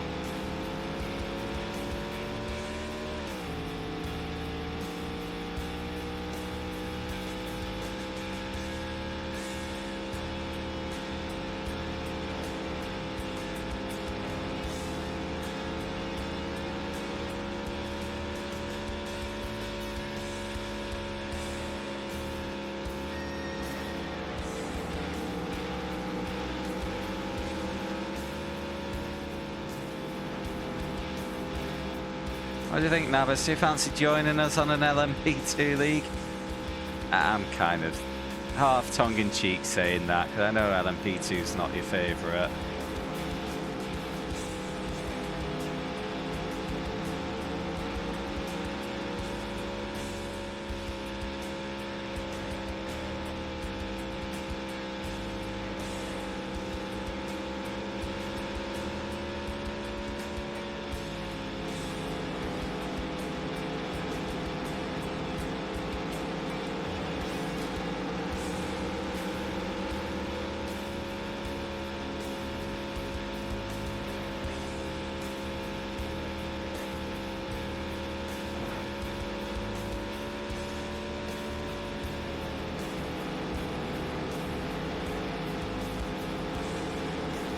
Oh, he's gonna cut me off. I knew he would.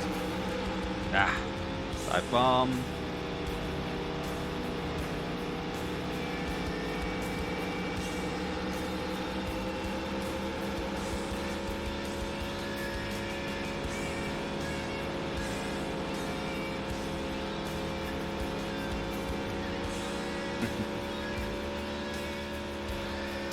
Yeah, they all are, Paddy, because it's kind of an arcade mode. There's no qualifying of anything. Just start the next race and you just start at the back and that's that.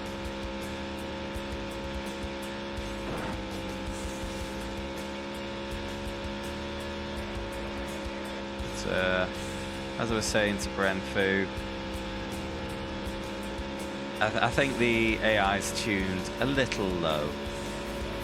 But I was going with the game default, so I'm not feeling particularly apologetic for that.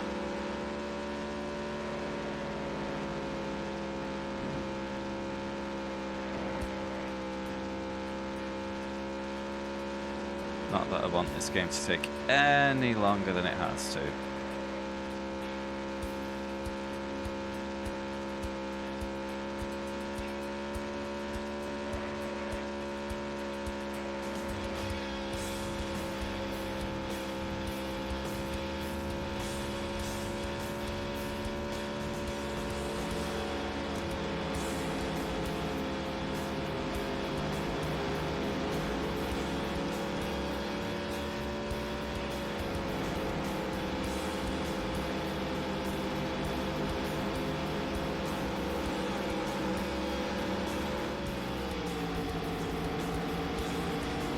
Oh, nice.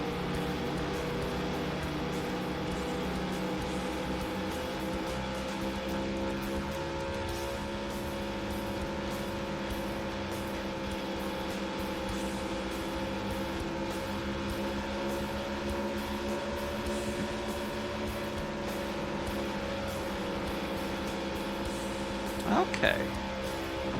See, I've got a hunch with absolutely nothing to back it up that the PC version may have been better. Not that I've ever seen it.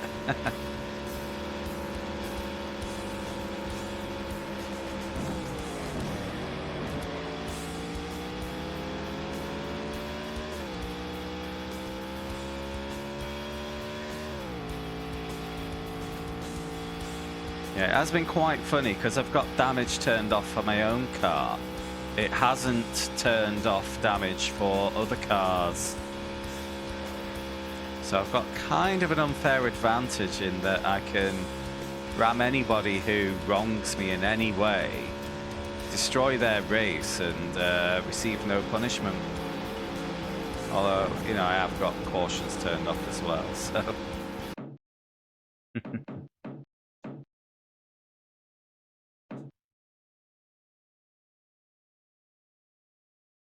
Half the fun is carnage.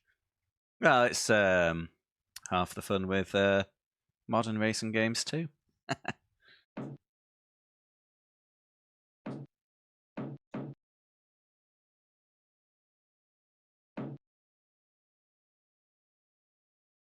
I think I've got the race distance at 5%, I think I went for, which wasn't the shortest option, but it was the next shortest. I kind of wish I went shorter.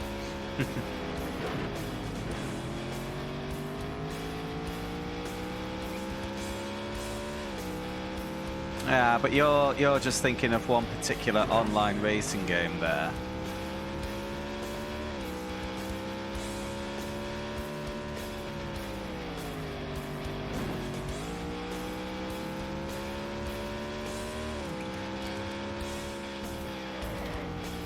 I mean, the damage model's quite good these days. You take it against the new AI in iRacing.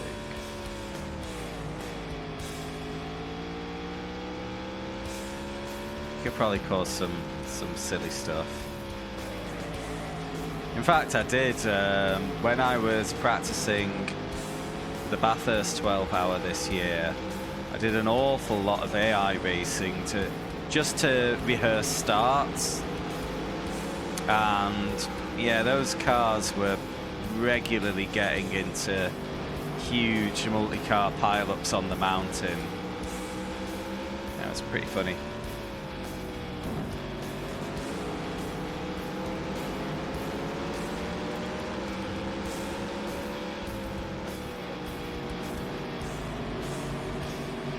Yeah, I do still think my short AI race spamming was a worthy practice for the Bathurst. Just because having other cars there forced you to be offline, and you could do a start every 5 minutes. It's good. Oh, that was some nasty clipping. Oh, well, that down. Gosh.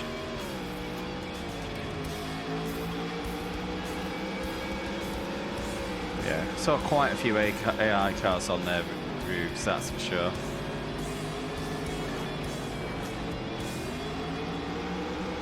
I wish there was a look back button in this game.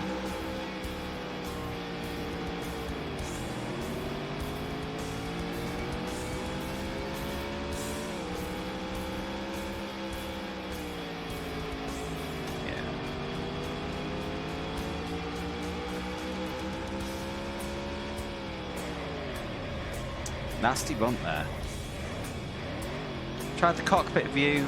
I've dabbled at it a little for Bristol because the super high banking there is really uncomfortable. I bet this was shit hot in 1994.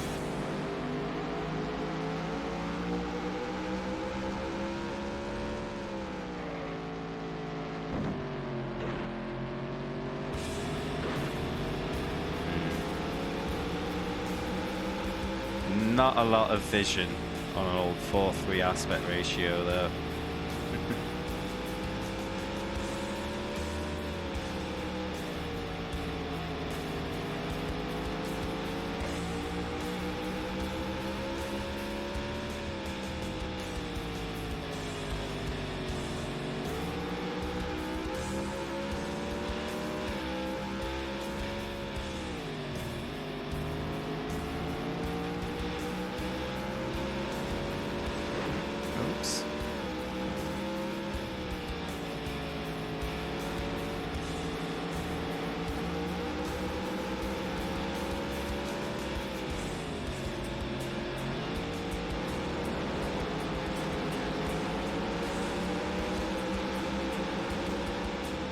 I'm about to unlap myself.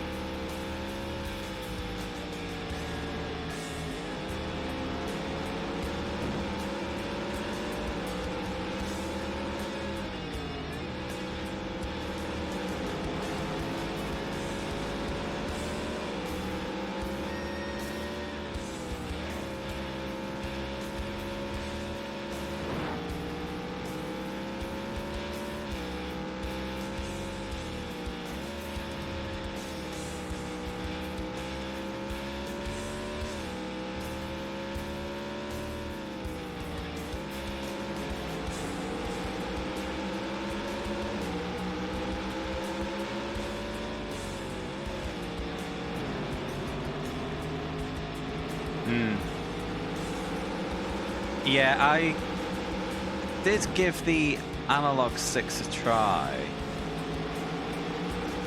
but I don't think the actual analog PlayStation controller was a thing when this came out.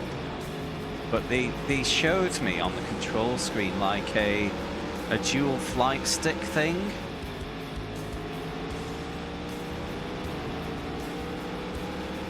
But they have got a little concession for the digital users, in that And you'll notice that I'm often not just pressing left and right.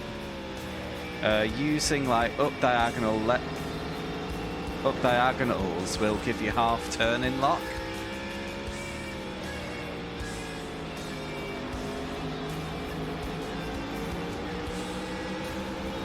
Which is a bit of a godsend, really. I'm in arcade mode as well, which which will give me further concessions. Oops. Say oops, you know. I'm not that bothered. Oh, gosh, sliding.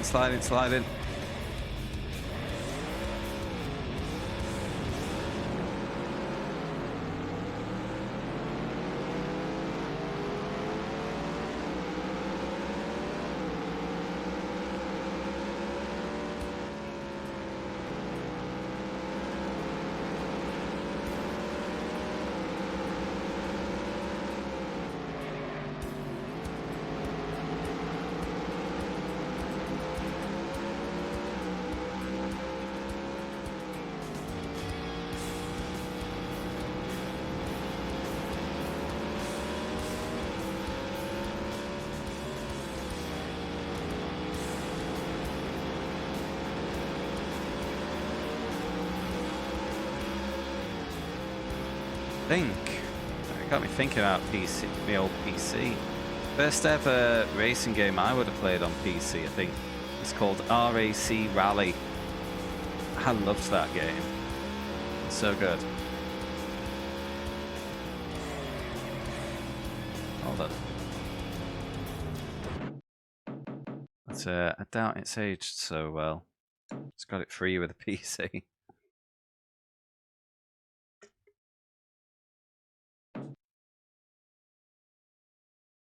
Okay.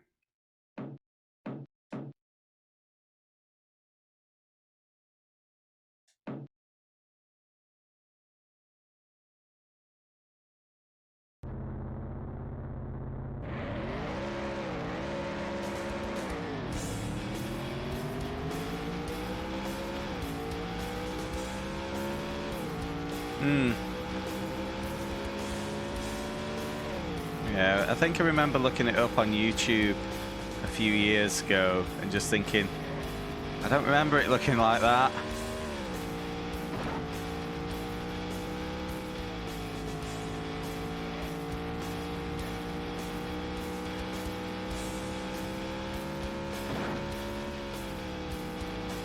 Did that one have a good first-person view?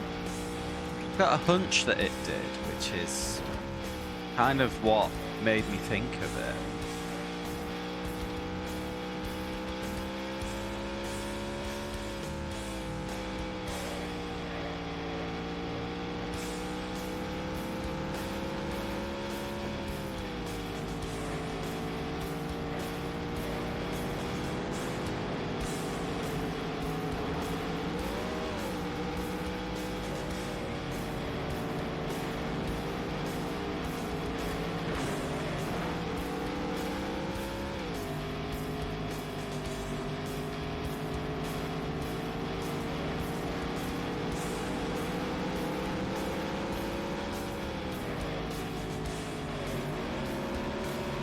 Just as a quick reminder, if anyone's interested in seeing the list of games I've got lined up, exclamation mark list is the way to find it.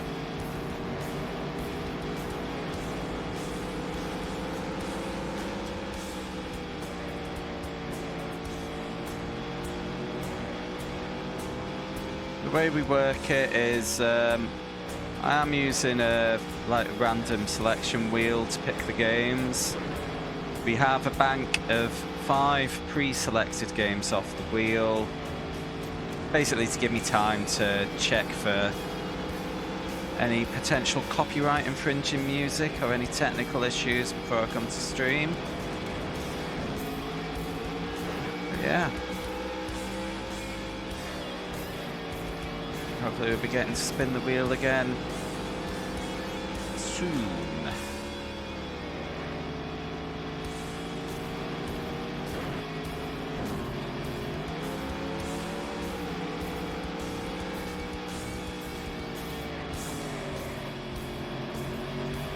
Yeah, Paddy, I'm hoping to have it finished within an hour.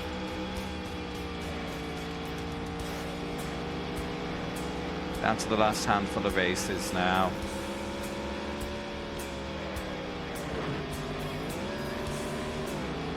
Yeah. Oh yeah, NASCAR heat was certainly a lot longer with all the different modes it had.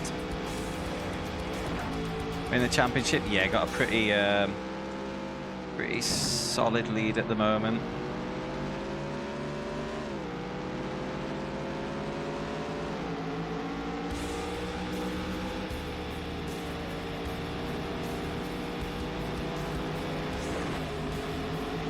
Yellow is the ones that have been selected but have not played yet. So green is complete, orange is this one, yellow is the next few games, and then the ones in white haven't been drawn yet.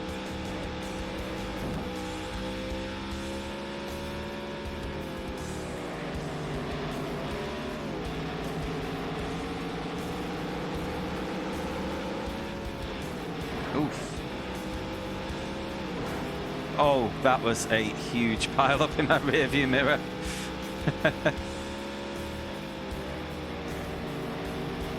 Oh well.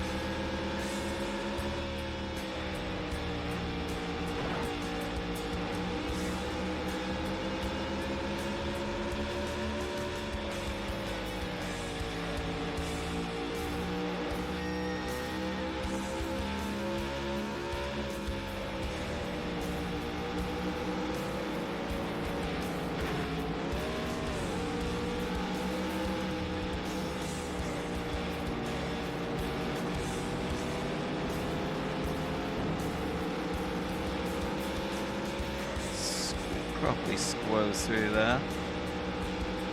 Oh, this isn't too bad in first person. Normally very shy of first person on old games because of the limited screen space, but this is okay. The handling's actually making a little more sense.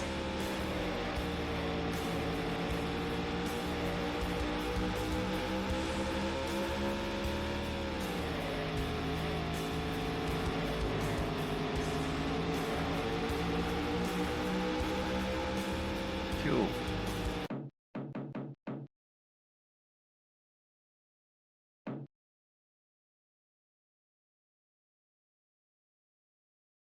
Right, how many left? Last 4.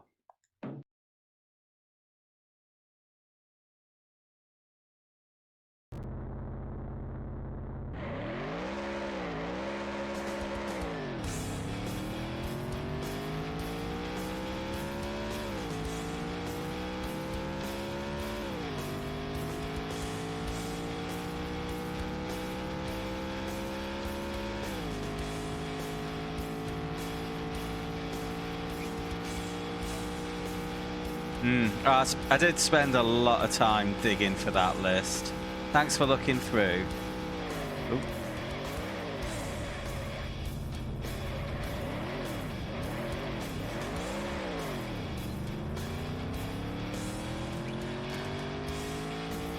Yes. I'm quite looking forward to it. I mean, loads of games that I'd never heard of until I started looking. Lots of stuff I would have never played otherwise. Gonna be a lot of shovelware in there as well, and a lot of janky stuff, but one of the worst looking is called Hunschenkart, which is a German language, like very cheap looking Mario Kart rip-off. It looks really bad. And I'm interested to have a go just to see why it's so bad. I mean, you can kind of tell from the YouTube videos it looks like ass. That's one of the reasons, but...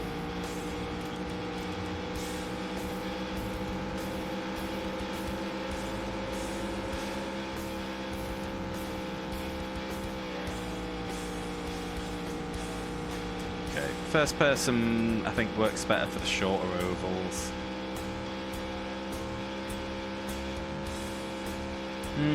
So do I.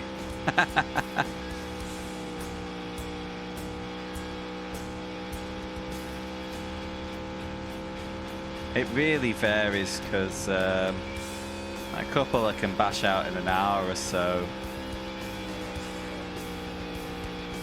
And then you have ones that are just unnecessarily dragged out, and the biggest criminal for that so far was Wrecking Crew. It's kind of a kart, like Mario Kart Racer again. Only has 4 tracks in it. And yet they managed to turn that into a 16 race tournament at the end. Where, because each track had a night mode, which is basically the track but with some landmines about and darker lighting. It also had mirror mode, and then there was night mirror mode. And the final tournament was a one-on-one duel to unlock the final character,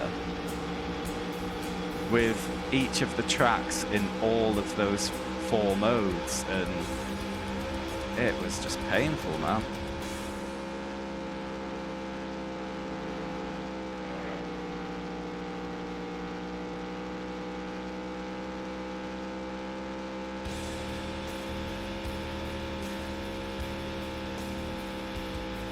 I just keep oversteering onto the banking.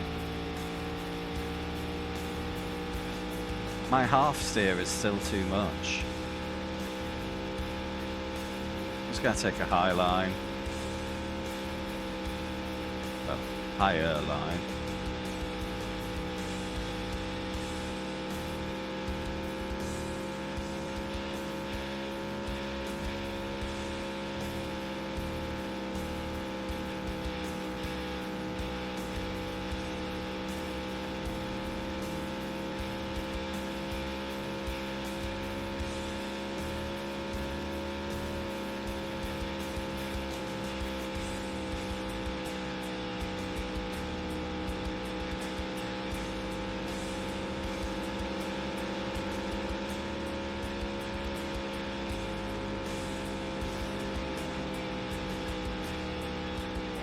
No. Got it.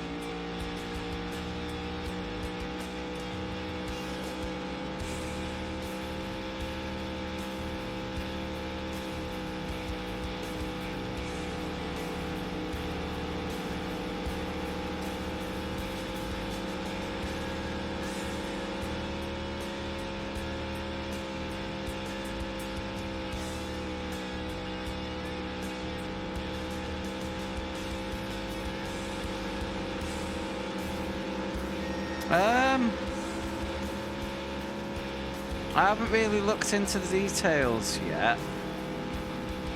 Yeah, another reason I have a few pre-drawn is I'll have a quick look on YouTube to see what modes are available. If it's like a cohesive campaign where you're switching between racing and combat, then I'll complete the campaign. If the 2 distinctly hived off modes, I'll have to think about it, but to be honest, I've never played Carmageddon, so I need to have a look.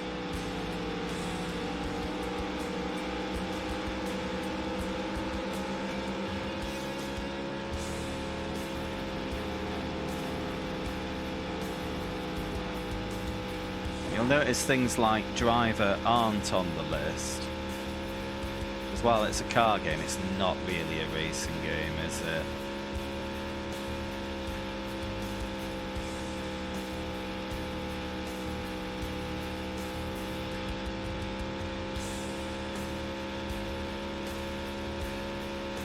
each is a race, but often the quickest way is by being violent, then yeah, I'll play it and I will more than happily wipe out every car in my path. That's fine. Yeah, nah. I'll play the game as designed.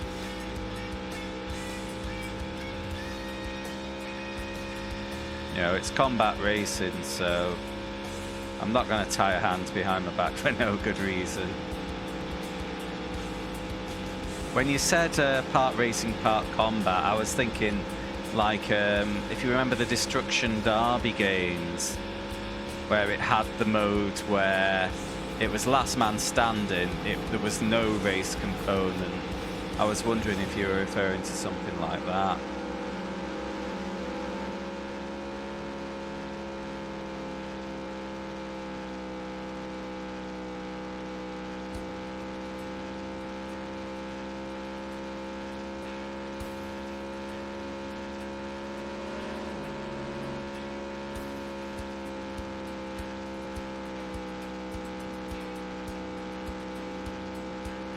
Well, Twisted Metal doesn't have the race component, does it? That is just last man standing. It's just outright combat, isn't it?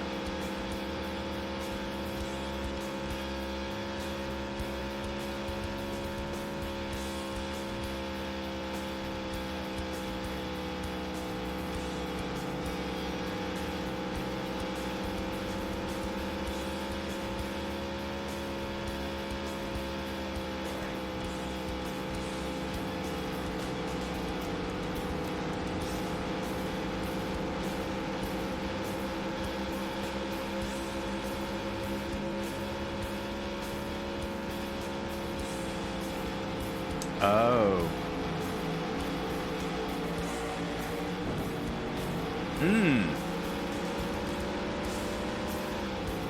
Ah, well, it's on there now, and I've never played Carmageddon, so I'm curious to find out for myself.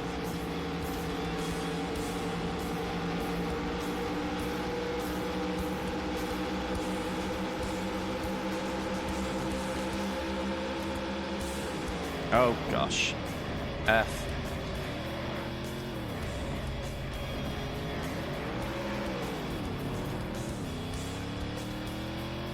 I only lost a couple of places. Oh wait, here comes 4 more.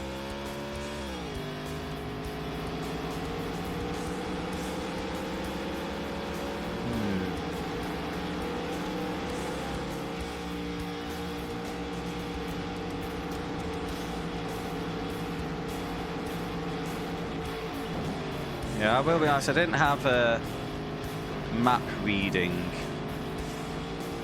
in mind with it.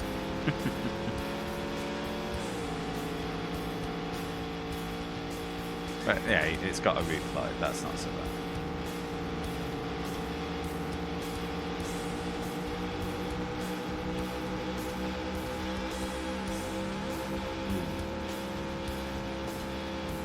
Do you remember I played Road Rash 3D, I think it was called, on the PS1?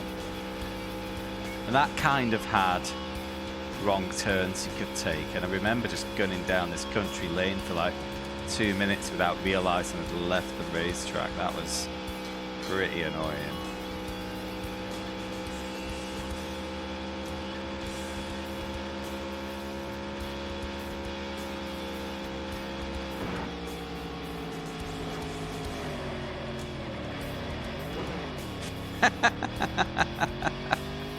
Didn't do it on purpose, honest. Oh, ruined him on the last lap. That's just mean.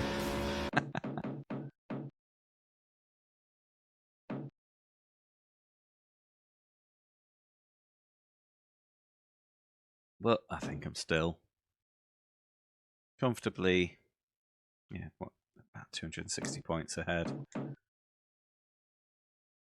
3 races to go. Very good.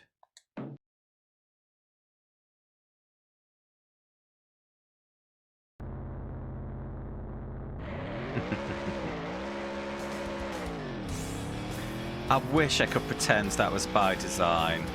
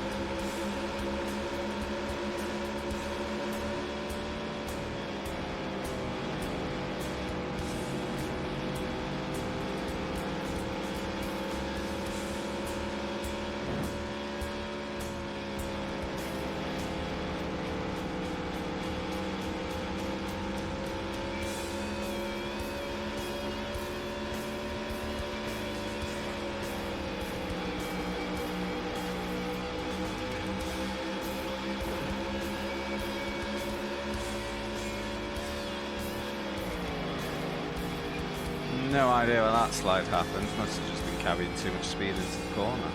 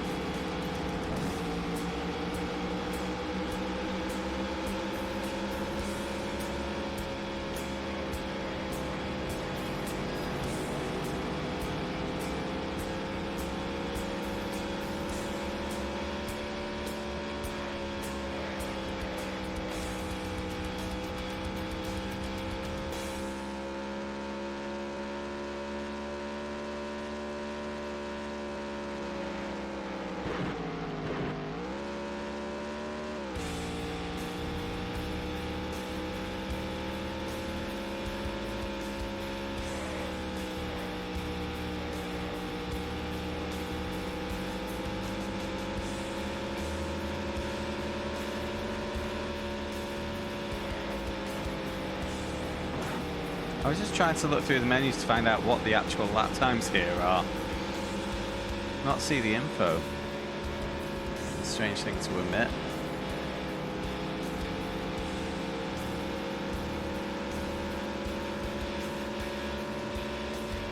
I was wanting to know how long a 24 lap race is going to take.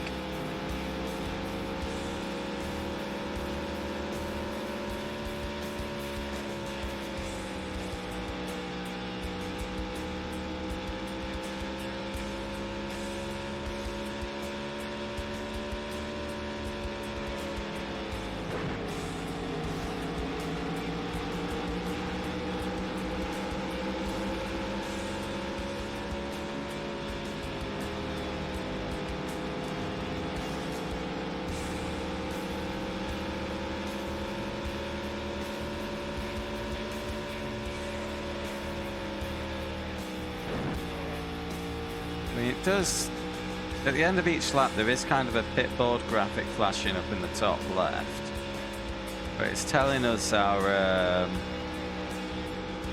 performance in speed rather than time, so not a lot of use to me. Or I think it is.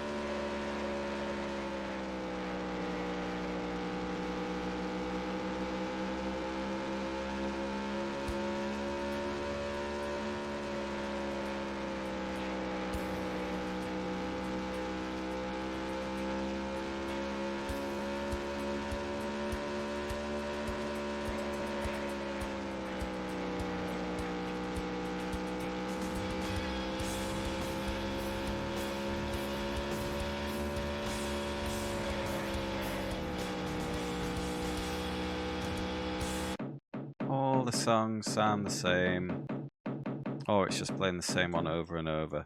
One of those two things is true. Why not both?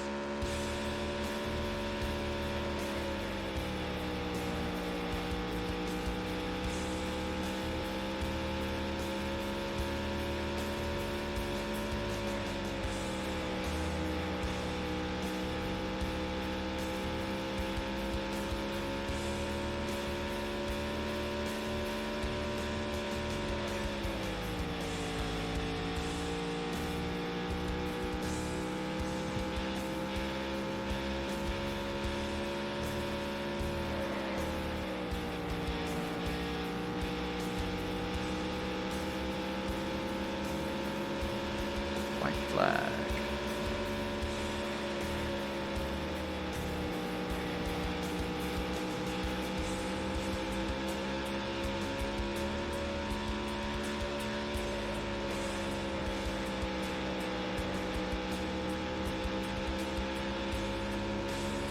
There we go.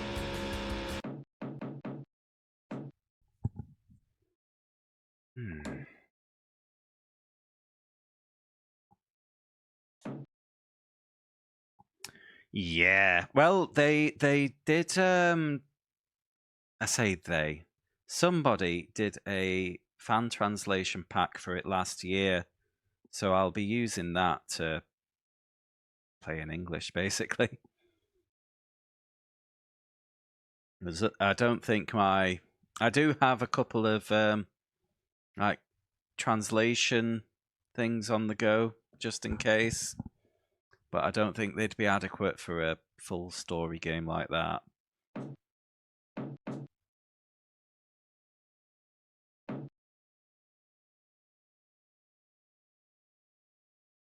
But yeah, I'm really looking forward to checking that one out.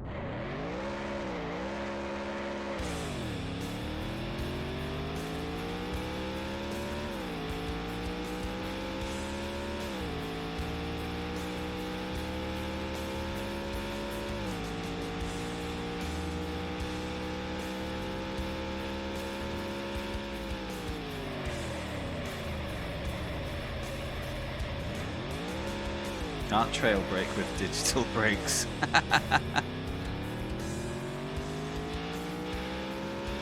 A lift is usually enough anyway.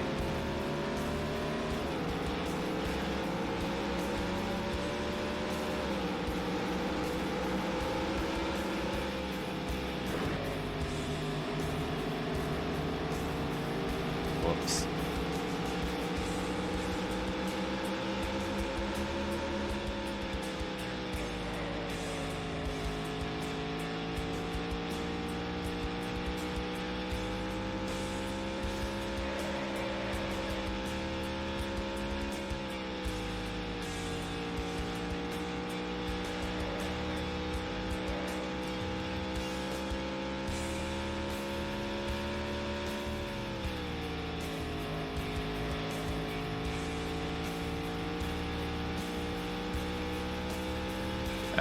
I suspect it's just been dropped for arcade mode. Because without it, you're gonna be losing some of your selling points for the sim mode, aren't you?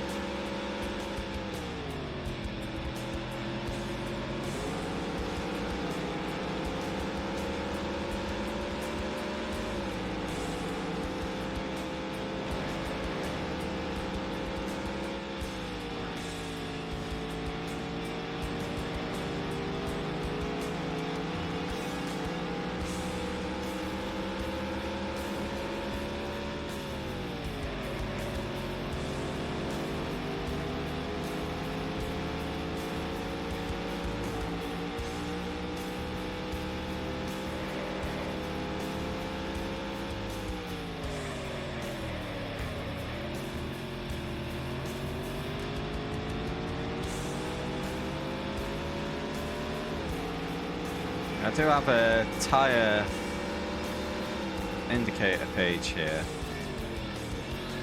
I'm not sure. I assume the green bar is wear, and the number is. The number can't be temperature. That's. Oh, the number will be pressure. The number's far too low to be temperature. I'm assuming it would be Fahrenheit if it was.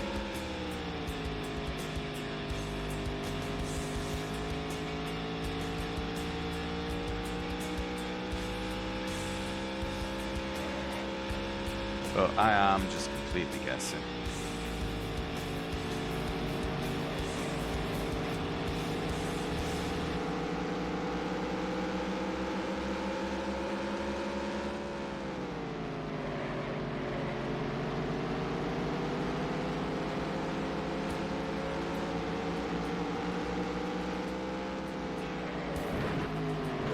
Whoops.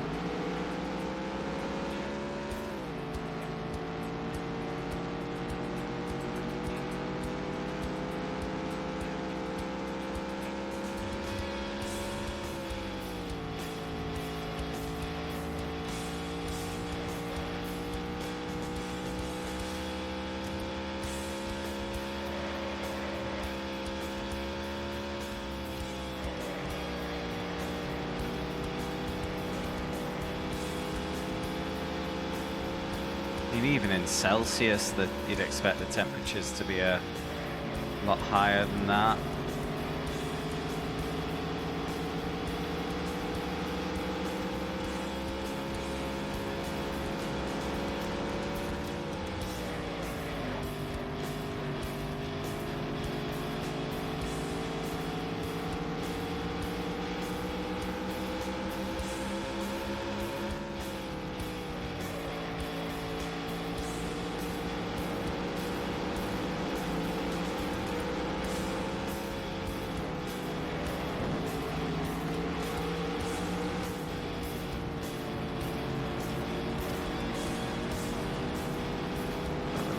That was the lead. We're nearly there. Awesome.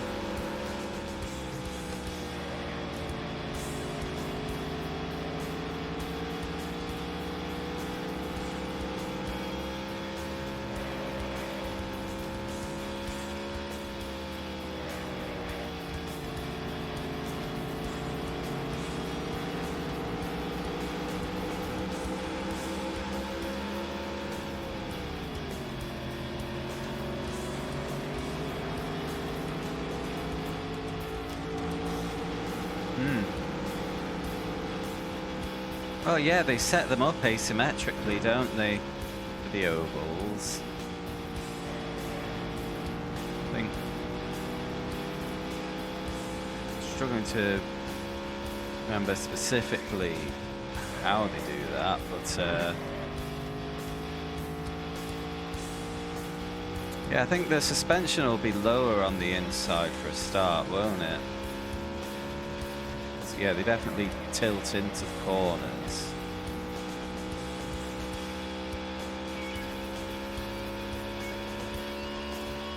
I wonder if they have different spring strengths for each corner of the car as well.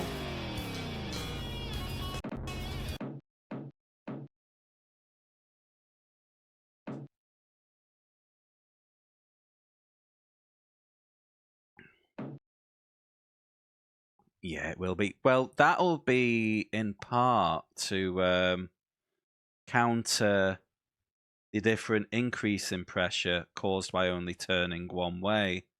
I think in iRacing, you're on the NASCARs, the left-hand tires will start cold with higher pressures because all the wear being on the outside tires will raise the pressures of those tires unevenly, and so they kind of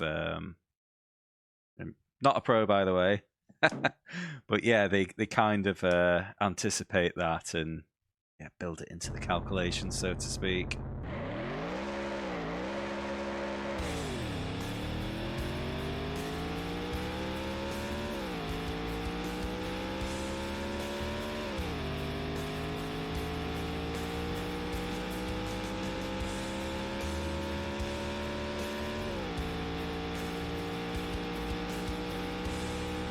last race.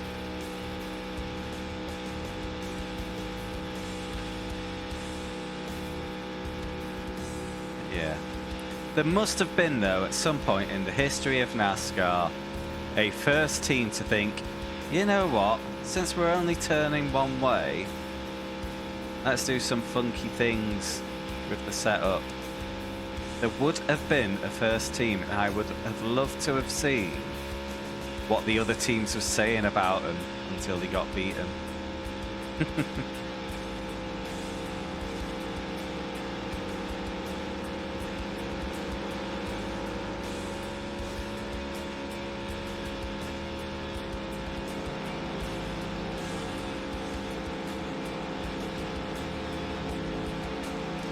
For a similar story from Formula One, every Formula One car is predominantly made of carbon fibre now. Where it's the lopsided boys. But there was a first team, which was McLaren, to bring a carbon fibre car, and all the other teams were joking that as soon as McLaren was in a crash, the car was going to disintegrate in a plume of like carbon smoke. And then McLaren went winning because the car weighed half as much as everybody else.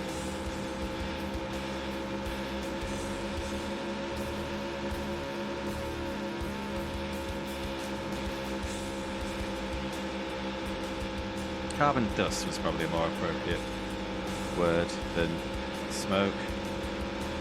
It's hard to think on your head sometimes. Think on your head? Oh, I'm gonna stop this thought.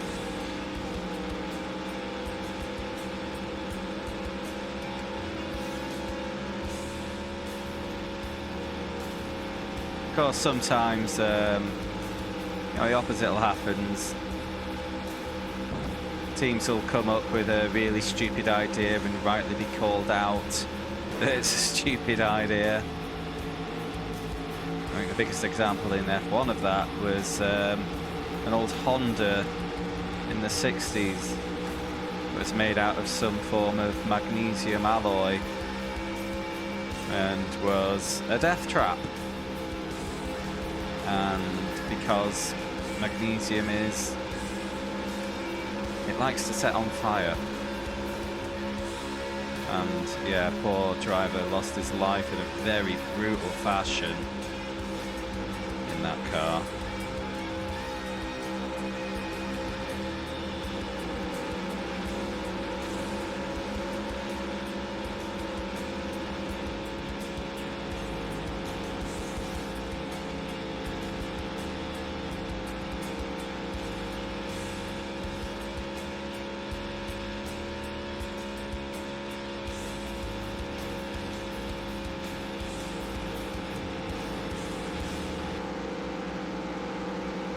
Oh gosh. The Tyrrell in the 70s with the four small wheels. It was an interesting one. I have a soft spot for that car.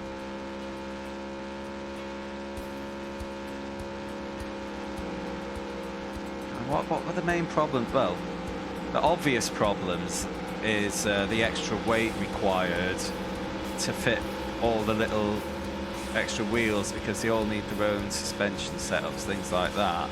But there's a big advantage in aerodynamic drag, because you don't have these big wheels at the front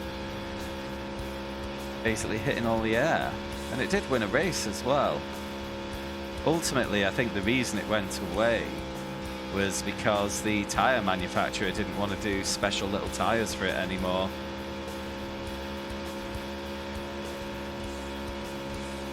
Of course, Williams were trying to do a six-wheel car a few years later, but instead of four small wheels at the front, it was four big wheels at the back for extra power. And as soon as the FIA, or the early 80s equivalent of the FIA, got wind of that one, they just banned six-wheel cars very quickly, because apparently it was, yeah, looking super fast in a straight line.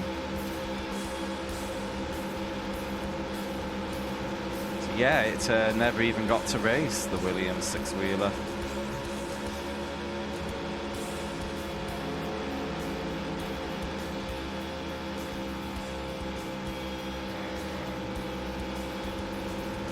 It does get an outing now and then at special events and stuff. So I think there is footage of it knocking about on YouTube and that. I think Jensen Button drove it at one event.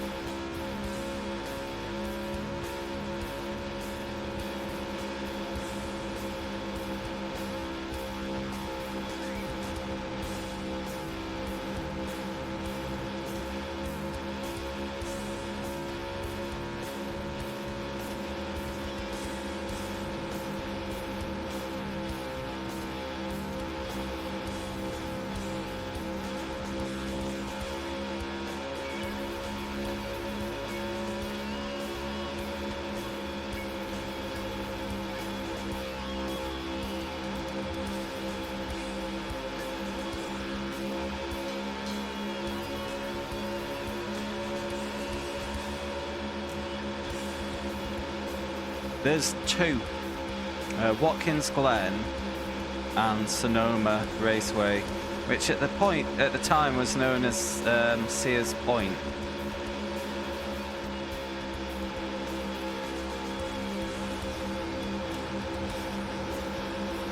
I don't know why it was called Sears Point, but it's now known as. I think Sonoma's just the town it's in, but yeah, whatever.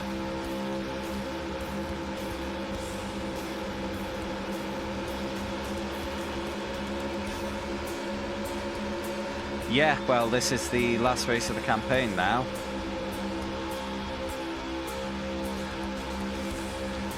There is a few repeats in the campaign as well. I think, yeah, we've definitely had 2 goes at Round Atlanta, had 2 goes at Bristol and a few others.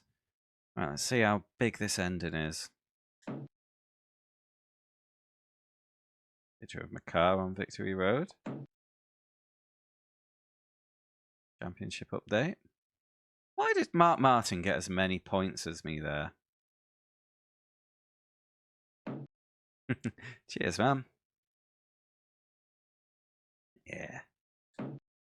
Congratulations, player. Oh, I forgot to set a name, didn't I? You won the NASCAR Racing Series.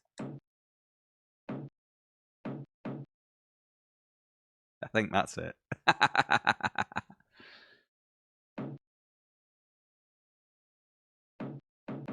Amazing.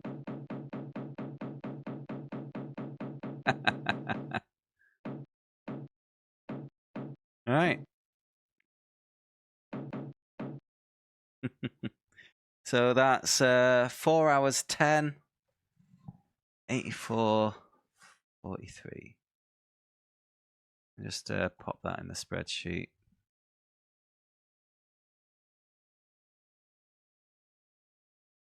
I'll fill in the rest later. Next up, well, first I'll bring my wheel over. This is how I choose my games. Yeah. I mean, not even a picture. A single picture. Saying that, NASCAR Heat did the same. In fact, that was more than I got in NASCAR Heat for winning the championship. But thoughts on that game? It was rough. I do think there's a few things against it. I kind of feel like I don't want to be too harsh, but the few things against, like, that would have been against the development is, one, it came out very early in the PlayStation's life cycle, and anyone who was around at the time knows the difference between an early and a late game in the PlayStation cycle, because the difference was huge. Second, it's a PC port, and, well, some things just don't port so well. I think the developer themselves didn't have any console experience, really. But I did have to do a couple of things to make it a bit more playable as well. As some people know, I'm running this on an emulator. I'll use all the emulator things to make it a bit more pleasant. But we were having massive frame rate issues early on and had to use an emulator hack to basically artificially increase the emulator computing power to make it a bit nicer. Yeah, it's what it is, but I did have some fun with it. But racing's a fun thing. I generally think I'll find some fun with most of the games in the list. Anyway, let's find out what's coming out of the hat.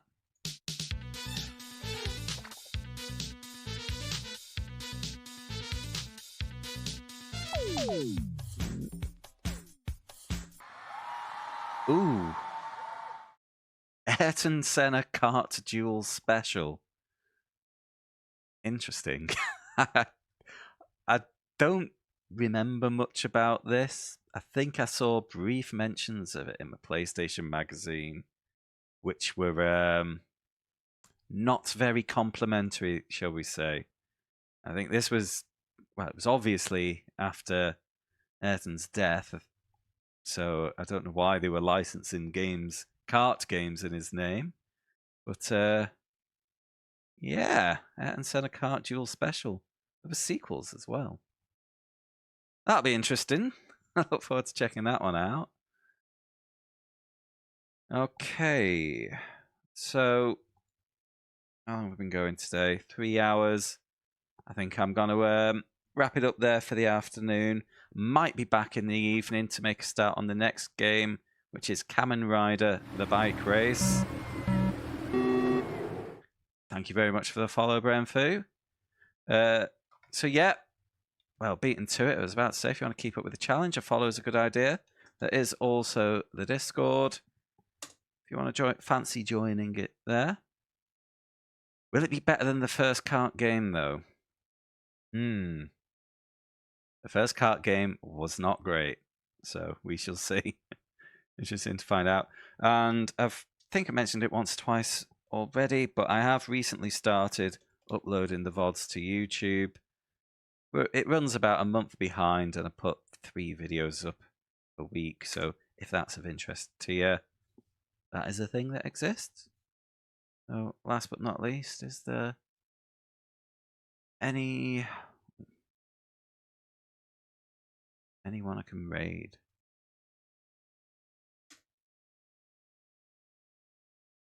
Koos is going. What's he playing?